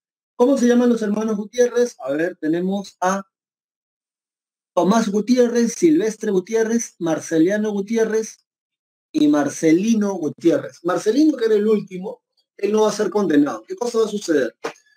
Para, para decírtelo de manera muy sencilla, porque ya tenemos que irnos a otro lado, los militares, representados por estos hermanos, que eran militares, van a decir, eh, Balta convoca elecciones, ¿bien? Y los que ganan las elecciones va a ser el primer partido civil del Perú. Vamos a agrandar esto. Va a ser el primer partido civil del Perú representado por Manuel Pardo y Lavalle. Eh, ¿Qué cosa ocurre? Ahora, ¿quiénes son los civilistas? Los civilistas son ex consignatarios, descontentos con la decisión de los militares. Ya sabes, los militares han gobernado, por eso se le llama primer militarismo, hasta Balta también es militar. Han gobernado y ahora les han quitado el derecho de la venta del gobierno. Entonces, descontentos van a crear su propio partido político para llegar al poder. Así ya no gobiernan los militares. Ganan las elecciones con Manuel Pardo y Lavalle, que es el representante del civilismo. Es la primera vez que entonces un civil se va a sentar en el sillón presidencial. Cuando decimos civil, nos estamos refiriendo a alguien que no es del ejército, ¿bien? Que es miembro del Partido Civil. Entonces los hermanos Gutiérrez decían algo así para que con los civilistas iban a perder más privilegios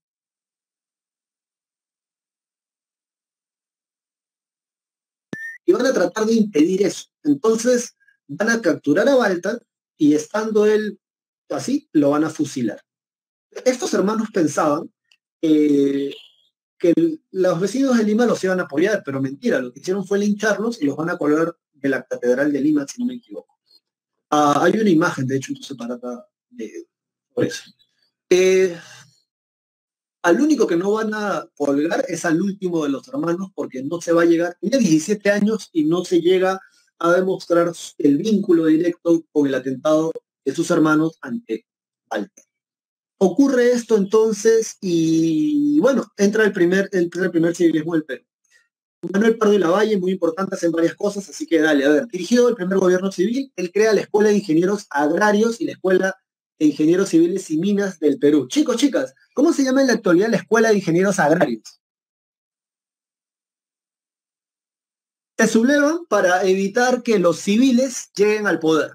Eso lo dije. Se sublevan para evitar. La Universidad Agraria, muy bien, la agraria, ¿verdad? La Universidad Agraria, ya sabes, ahí donde se pasan sembrando y cultivando yogur. No, mentira. Luego de esto, la Escuela de Civil, Ingenieros Civiles y de Minas, ¿cómo se llama en la actualidad?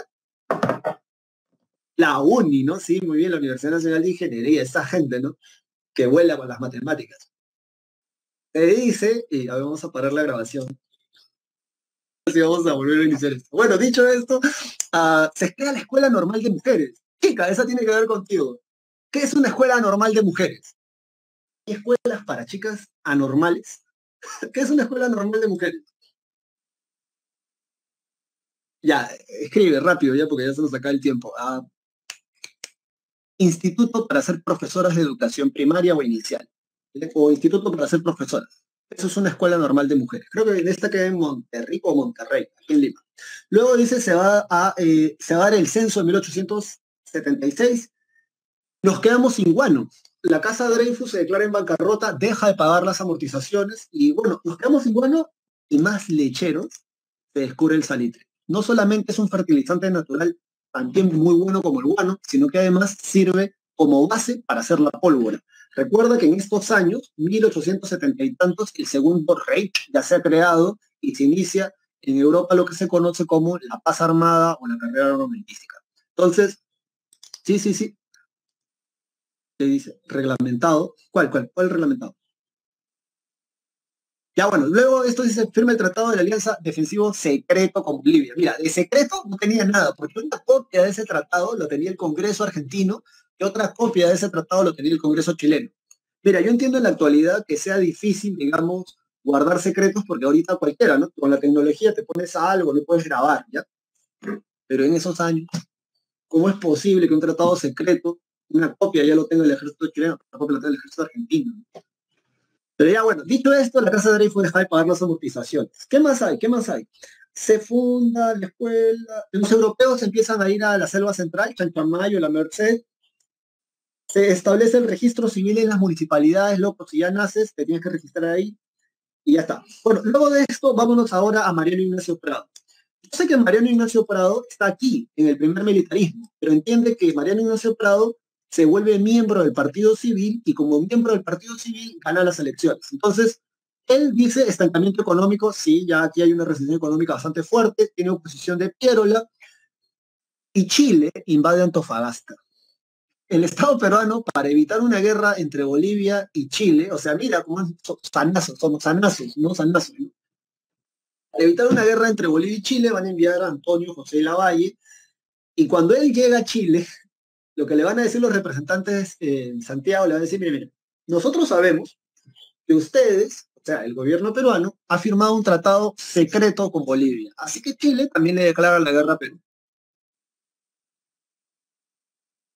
¿Cuándo fue eso? 5 de abril de 1879. 5 de abril, a mí me suena esa fecha. Esa no fue la fecha donde el Tino dio el autogolpe. Yo creo que nadie, eso pasa cuando tienes un asesor en historia, ¿no? Si vas a hacer algo interesante, evita que la fecha sea, no sé, el día de un genocidio, una vaina así, ¿no? Pero ya, bueno, ese fue el día que Chile nos declara la guerra. Y luego de esto, ahora sí nos vamos a meter a esto de la guerra del Pacífico, ¿verdad o no? Sí, sí, sí, nos metemos acá. Así que, a ver, atento, atenta, creo que ya no hay más que mencionar.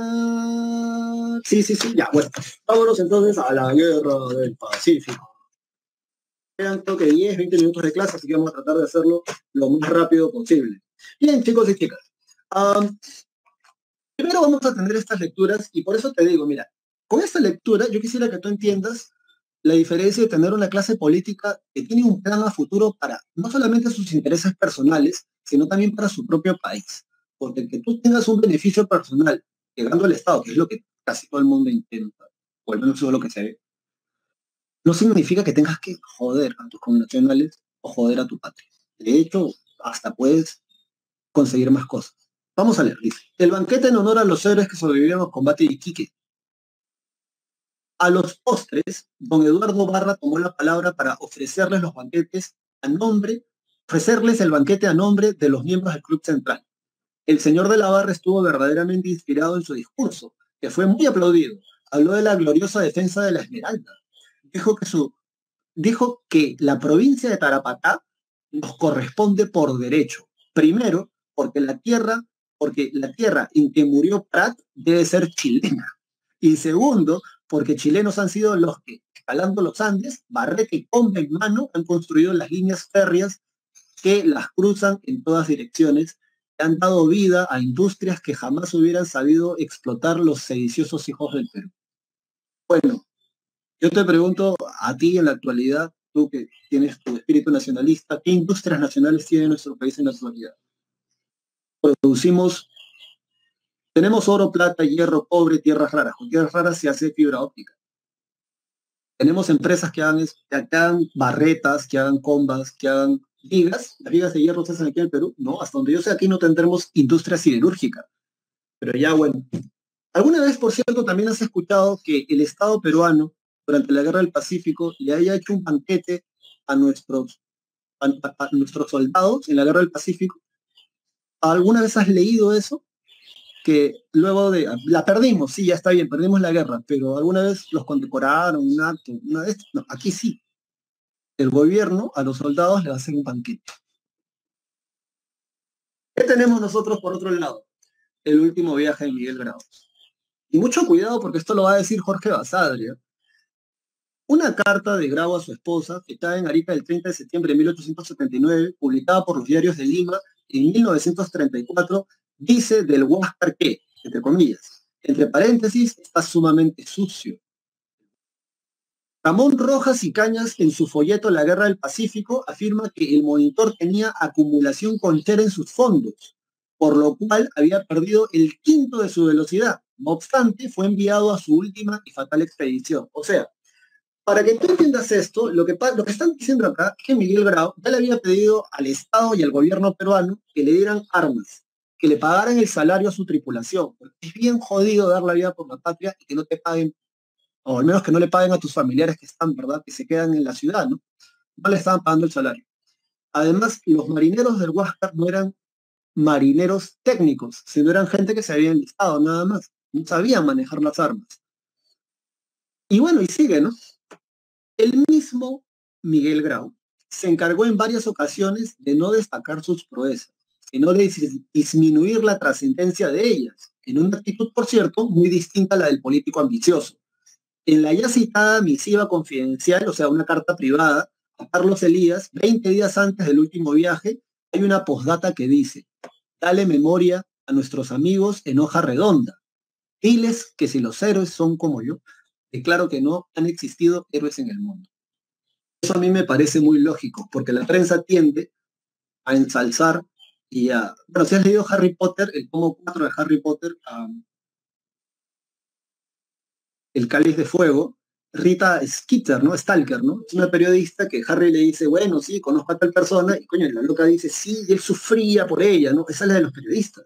Yo me imagino que aquí Miguel Grau, como cualquier ser humano en el planeta Tierra, te sorprendería, ¿no? De que para él de repente se está escapando de casualidad, se escapó de una batalla, pero para la prensa peruana no fue lo máximo, ¿no? Entonces, el mismo Miguel Grau dice, si los seres son como yo, entonces yo declaro que no han existido los seres en el mundo. Y si tú te pones a revisar la historia de muchos grandes personajes de la historia, te vas a dar cuenta de que eran seres humanos como tú y como yo, que bueno, de repente solo tenían una ambición, ¿no? Una idea y fueron hasta ese punto, ¿no? Y eso fue lo que los hizo avanzar tanto. Pero en otros aspectos íntimos, familiares, personales, tal vez son gente como tú. Gente como... Harry Potter tenía 12 años. No, en realidad en ese tomo tenía 14. Sí, sí, lo he acabado de leer. Ya estoy leyendo el tomo 5. Y todo esto entonces, mira, ¿no? Eso lo dice Basadre, ¿no? En su tomo, ¿no? Tú lo puedes investigar eso, La Guerra del Pacífico. Bueno, ¿cuánto nos queda? Nos quedan 11 minutos. Así que, a ver, causas: control de los yacimientos salitrarios de Tarapacá, Perú y Antofagasta, Perú, Tarapacá para Perú, Antofagasta para Bolivia. Tensiones políticas entre Perú y Chile, ya te voy a hablar de eso, el tratado secreto de defensa con Bolivia. ¿Cuál es el detonante? La nueva política fiscal en Bolivia dada por Hilarión Daza. Hilarión Daza es el presidente de Bolivia. Como nuevo presidente, Hilarión Daza descubre que el gobierno anterior le había vendido el saco de salitre, ponte ya, a 3 centavos el saco de salitre a los empresarios chilenos, porque los bolivianos no sacaban su propio salitre. ¿Eso no te suena a historia actual? Donde los propios peruanos no sacamos nuestros propios recursos y no son empresas extranjeras. Bueno, 100 años después sigue pasando lo mismo. Hilarión Daza les dice, oye, al Congreso boliviano, locos, ustedes no saben que en Europa el salitre se vende como pan caliente y además se vende bastante bien. ¿Cómo ustedes le van a dar a 3 centavos el saco de salitre a los chilenos? Y encima por 50 años, porque habían firmado un contrato por 50 años para que el saco de salitre se vendiera a 3 centavos por 50 años. ¿Saben qué? Vamos a modificar el contrato, dice Hilarión Daza. 10 centavos por cada saco de salitre. Los empresarios chilenos van a decir no. Ustedes han firmado ese contrato, nadie los obligó, nadie les puso un arma en la cabeza, ustedes dijeron sí y tienen que respetar ese contrato. El Congreso boliviano dijo no, van a ser 10 centavos. No van a respetar el contrato, no. Los chilenos van a ir al Congreso de nuevo, pero ya no un Congreso boliviano, van a ir al Congreso chileno. ¿Qué van a decir? Para graficártelo simplemente, simple, es una figura. ¿Qué pasa? No, que nos quieren cobrar 10 centavos y han firmado un contrato que dice que 3 centavos. Ya bueno, no se preocupen, que para eso está el Estado, para eso está su gobierno, para proteger los intereses de sus connacionales. El ejército chileno invade Antofagasta. Para esto, el ejército chileno ya se venía preparando. ¿Ah? Ellos no fueron a esa guerra casual. ¿Ah? Ellos fueron con toda la intención de recuperar, o mejor dicho, de quedarse con esos territorios. Y bueno, a ver, no, este no. Acá. Este es el uniforme del soldado chileno normal. Este es el uniforme, una representación del uniforme, del uniforme del ejército boliviano y peruano. Yo quisiera que tú entiendas esto porque hasta el día de hoy esto pasa. Cuando a nuestros connacionales que están en el ejército, los catacos, los soldados rasos, los tratan mal, puedo entender que así es la vida militar y no, loco. Una cosa es que lo trates mal y otra cosa es que lo entrenes para que sea un hombre duro y recio y que esté dispuesto a dar la vida por la patria. Pero en este caso de la guerra del Pacífico, mira, estos tienen botas de cuero. Esta arma se parece mucho si has jugado Counter-Strike, Call of Duty o Fortnite a la matapatos. ¿Cómo es la matapatos, profesor? La matapatos se le dice porque es una escopeta, es un rifle, perdón, de una sola bala. Tú cargas la bala, rastrillas y disparas. Y el cartucho sale volando. Entonces cargas otra bala. El ejército, esta es el rifle de todo el ejército chileno. El ejército peruano también tenía ese rifle. Pero no solamente tenía ese rifle, tenía 4 tipos de rifles. ¿Sabes el rollazo que se hizo en la guerra? Alguien te lleva tus municiones y tú le dices, loco, estas no son las balas de mi rifle. El ejército chileno tenía un solo rifle. Tenía pantalones de algodón, chaqueta, cantimplora, su mochila, gorrito, ¿no? Ya sabes, porque es el desierto, loco. No los vas a llevar con lana, serías bien estúpido para llevar a la gente con lana al desierto. Pero eso es lo que sucede acá. Nuestros soldados, que además eran quechohablantes en su mayoría, usan un uniforme de lana, de yute, porque el algodón es caro, y los mandamos a pelear. Estos al menos tienen zapatos. Muchos de nuestros soldados tenían ojotas o andaban a pies descalzos. Y otras cosas más. Bueno, el ejército chileno, antes de invadir Antofagasta, ya había hecho una política de exterminio. Habían matado a muchos mapuches, si no me equivoco, y esos tipos se salvaron porque se fueron hasta el sur del país. O sea, ya casi al frente de la Antártida, ahí se fueron. Tenían 3 años exterminando a esa población. Luego de ese tiempo se fueron contra los bolivianos. Antonio Lavalle va, dice, bueno, creo que podemos calmarnos, no loco, aquí también te declaramos la guerra.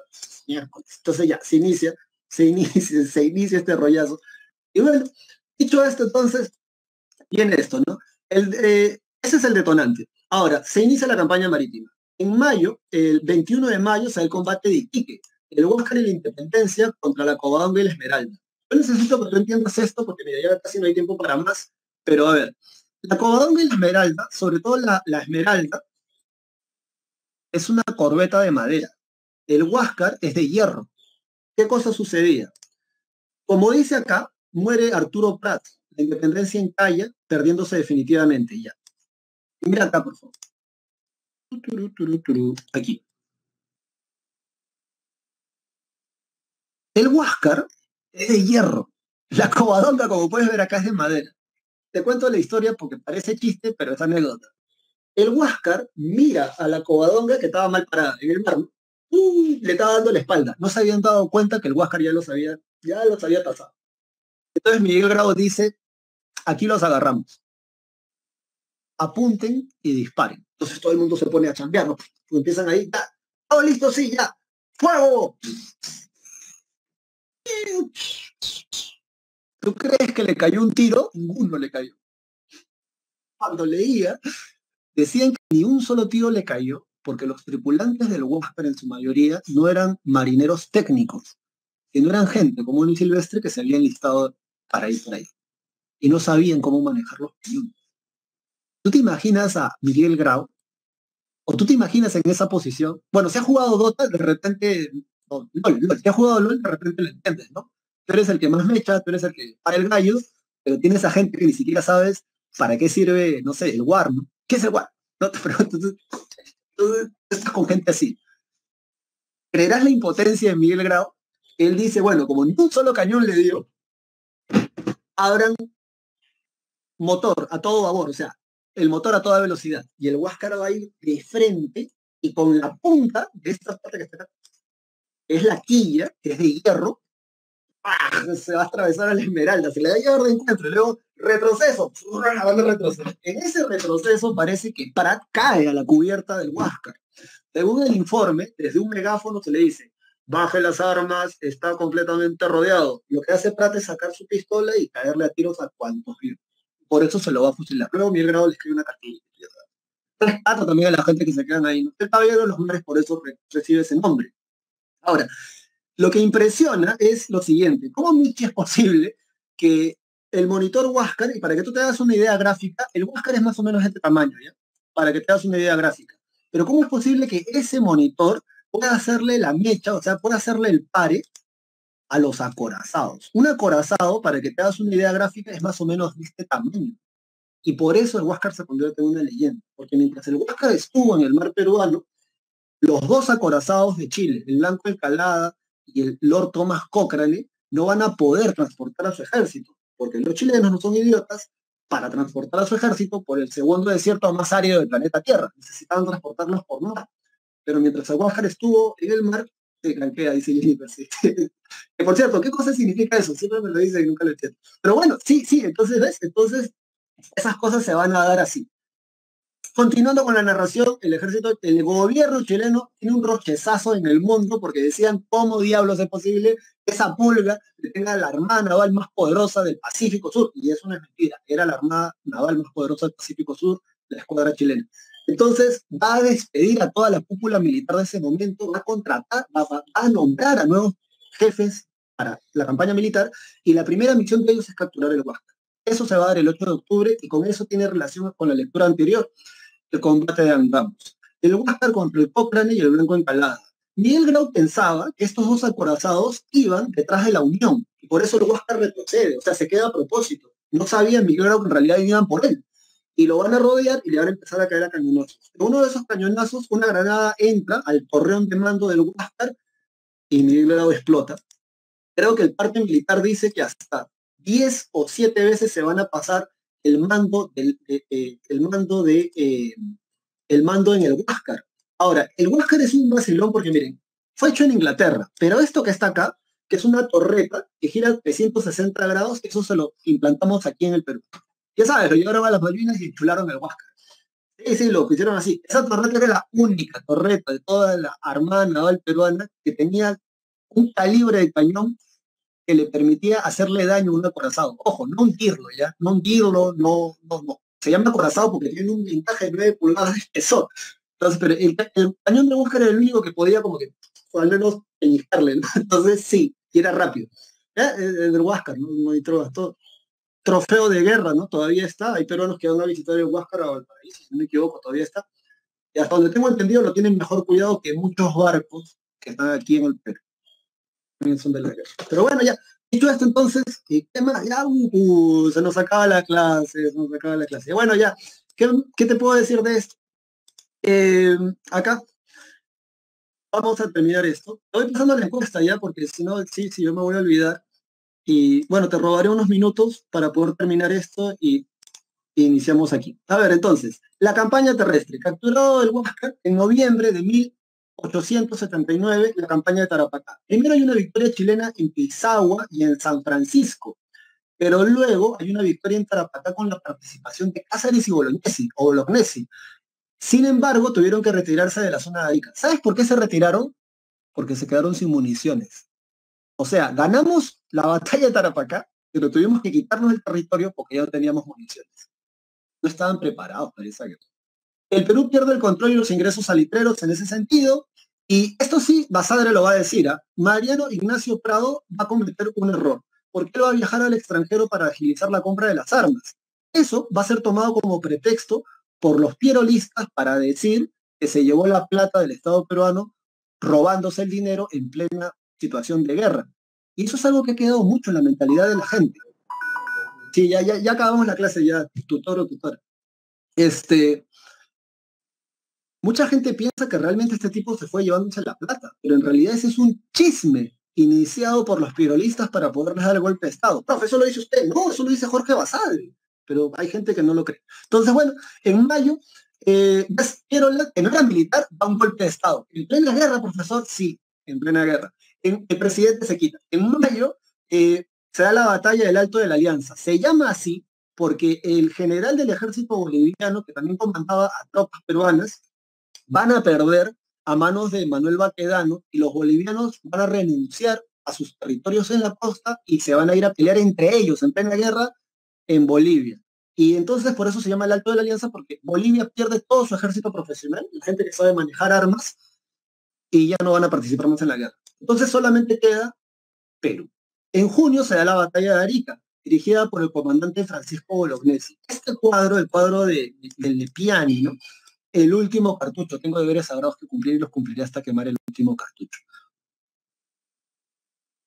Muchos piensan, hay gente que piensa que Bolognesi, como era un tipo de más de 60 años y era un viejo, él quería inmolarse y quería hacer lo máximo, ¿no? No, en realidad se sabe que Bolognesi le pregunta al Estado Mayor en Arica y les dice, bueno, ¿qué quieren hacer? ¿Quieren entregar el morro e irse? Porque eso es la opción que Chile les había dado, ¿o quieren pelear hasta el final? Todos estuvieron de acuerdo en pelear hasta el final. Todos, hasta Alfonso Ugarte. Lo heroico en Alfonso Ugarte, porque se pone en duda, ¿no? Si realmente él saltó del morro o no. Pero lo heroico en Alfonso Ugarte es que a pesar de que él era un tipo de la clase alta limeña, estaba a puertas de casarse en Europa. Tenía programado un viaje para ir a casarse a Europa. Varón, tú pregúntate, en su posición de tienes territorios, tienes haciendas, tienes plata, tienes caché, tienes alforje, tienes educación, te vas a ir a casar, escuchas que el país vecino del sur le declara la guerra al Perú. ¿Qué haces? Bueno, muchas familias de ese entonces, y eso es algo que no se ha revisado todavía en la historia, mandan a sus hijos al extranjero. Y los que pusieron el pecho son esos que en la actualidad, malsanamente y de una manera bastante tonta, los color puerta, ¿no? Nuestros cholos, serranos. Esos fueron los que dieron la cara. Alfonso Ugarte, en vez de darle la espalda al Estado, a la nación, decide quedarse. Eso es lo heroico en ese tipo. De hecho, cuando se le escribe la carta a su mamá, porque a su madre se le va a escribir una carta luego de que él fallece, le van a mencionar eso, ¿no? Lo heroico de esa actitud, ¿no? De que pudiendo haberse ido, como muchos otros lo han hecho durante el largo de la historia de nuestro país, cuando han visto que las papas queman, ese tipo se decidió quedar. Entonces, bueno, el que está aquí, es el capitán de la independencia. ¿Te acuerdas que la independencia, en el combate de Iquique, naufraga y se encalla? Él, de la vergüenza, junto con sus marineros, va a Arica a pelear. Y bueno, a pesar de que estaban ganando en un primer momento, como se quedaron sin municiones, finalmente el ejército chileno termina aplastándolos. 1.200, 1.500 peruanos contra 5.000 soldados chilenos que ya tenían años peleando. Nosotros llevamos a gente hispanohablante a la guerra. En septiembre, derrotado entonces, por cierto, ¿por qué la batalla de Arica es importante? Porque ese es el final, escríbelo en tu separata, del ejército profesional peruano.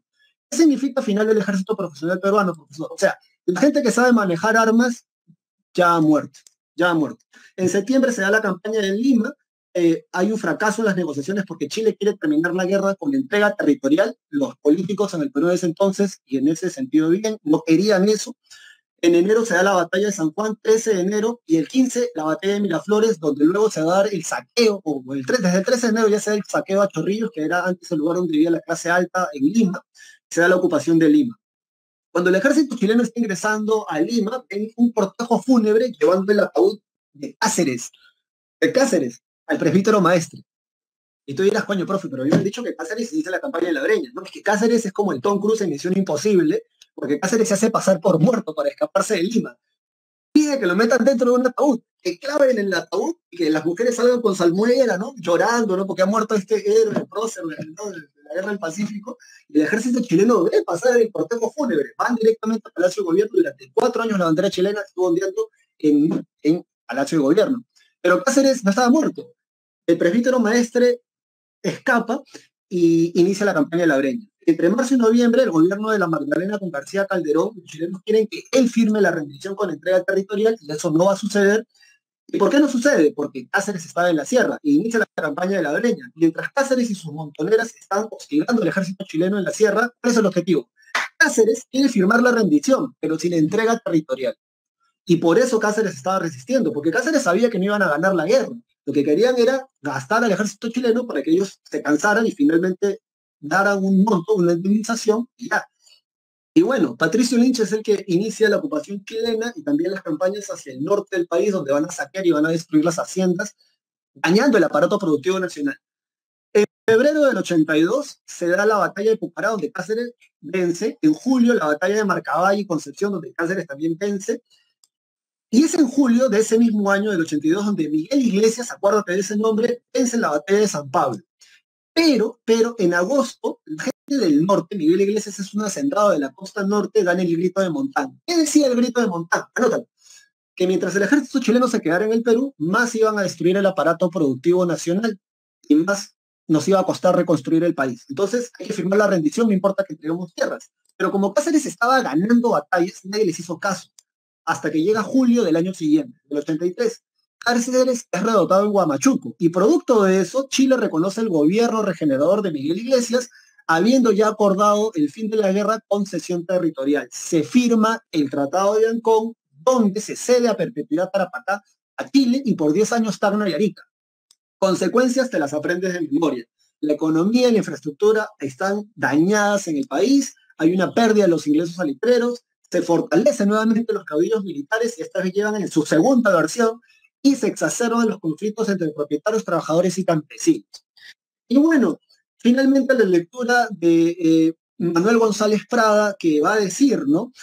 Los viejos deben temblar ante los niños porque la generación que se levanta, que debe ser la tuya, que ya no creo que sea la mía, es siempre acuciosa y juez de la generación que desciende, o sea, los viejos, ¿no? De aquí, de estos grupos alegres y bulliciosos saldrá. De aquí el historiador dice, ¿no? Que marque la frente del culpable con un sello indeleble de ignominia.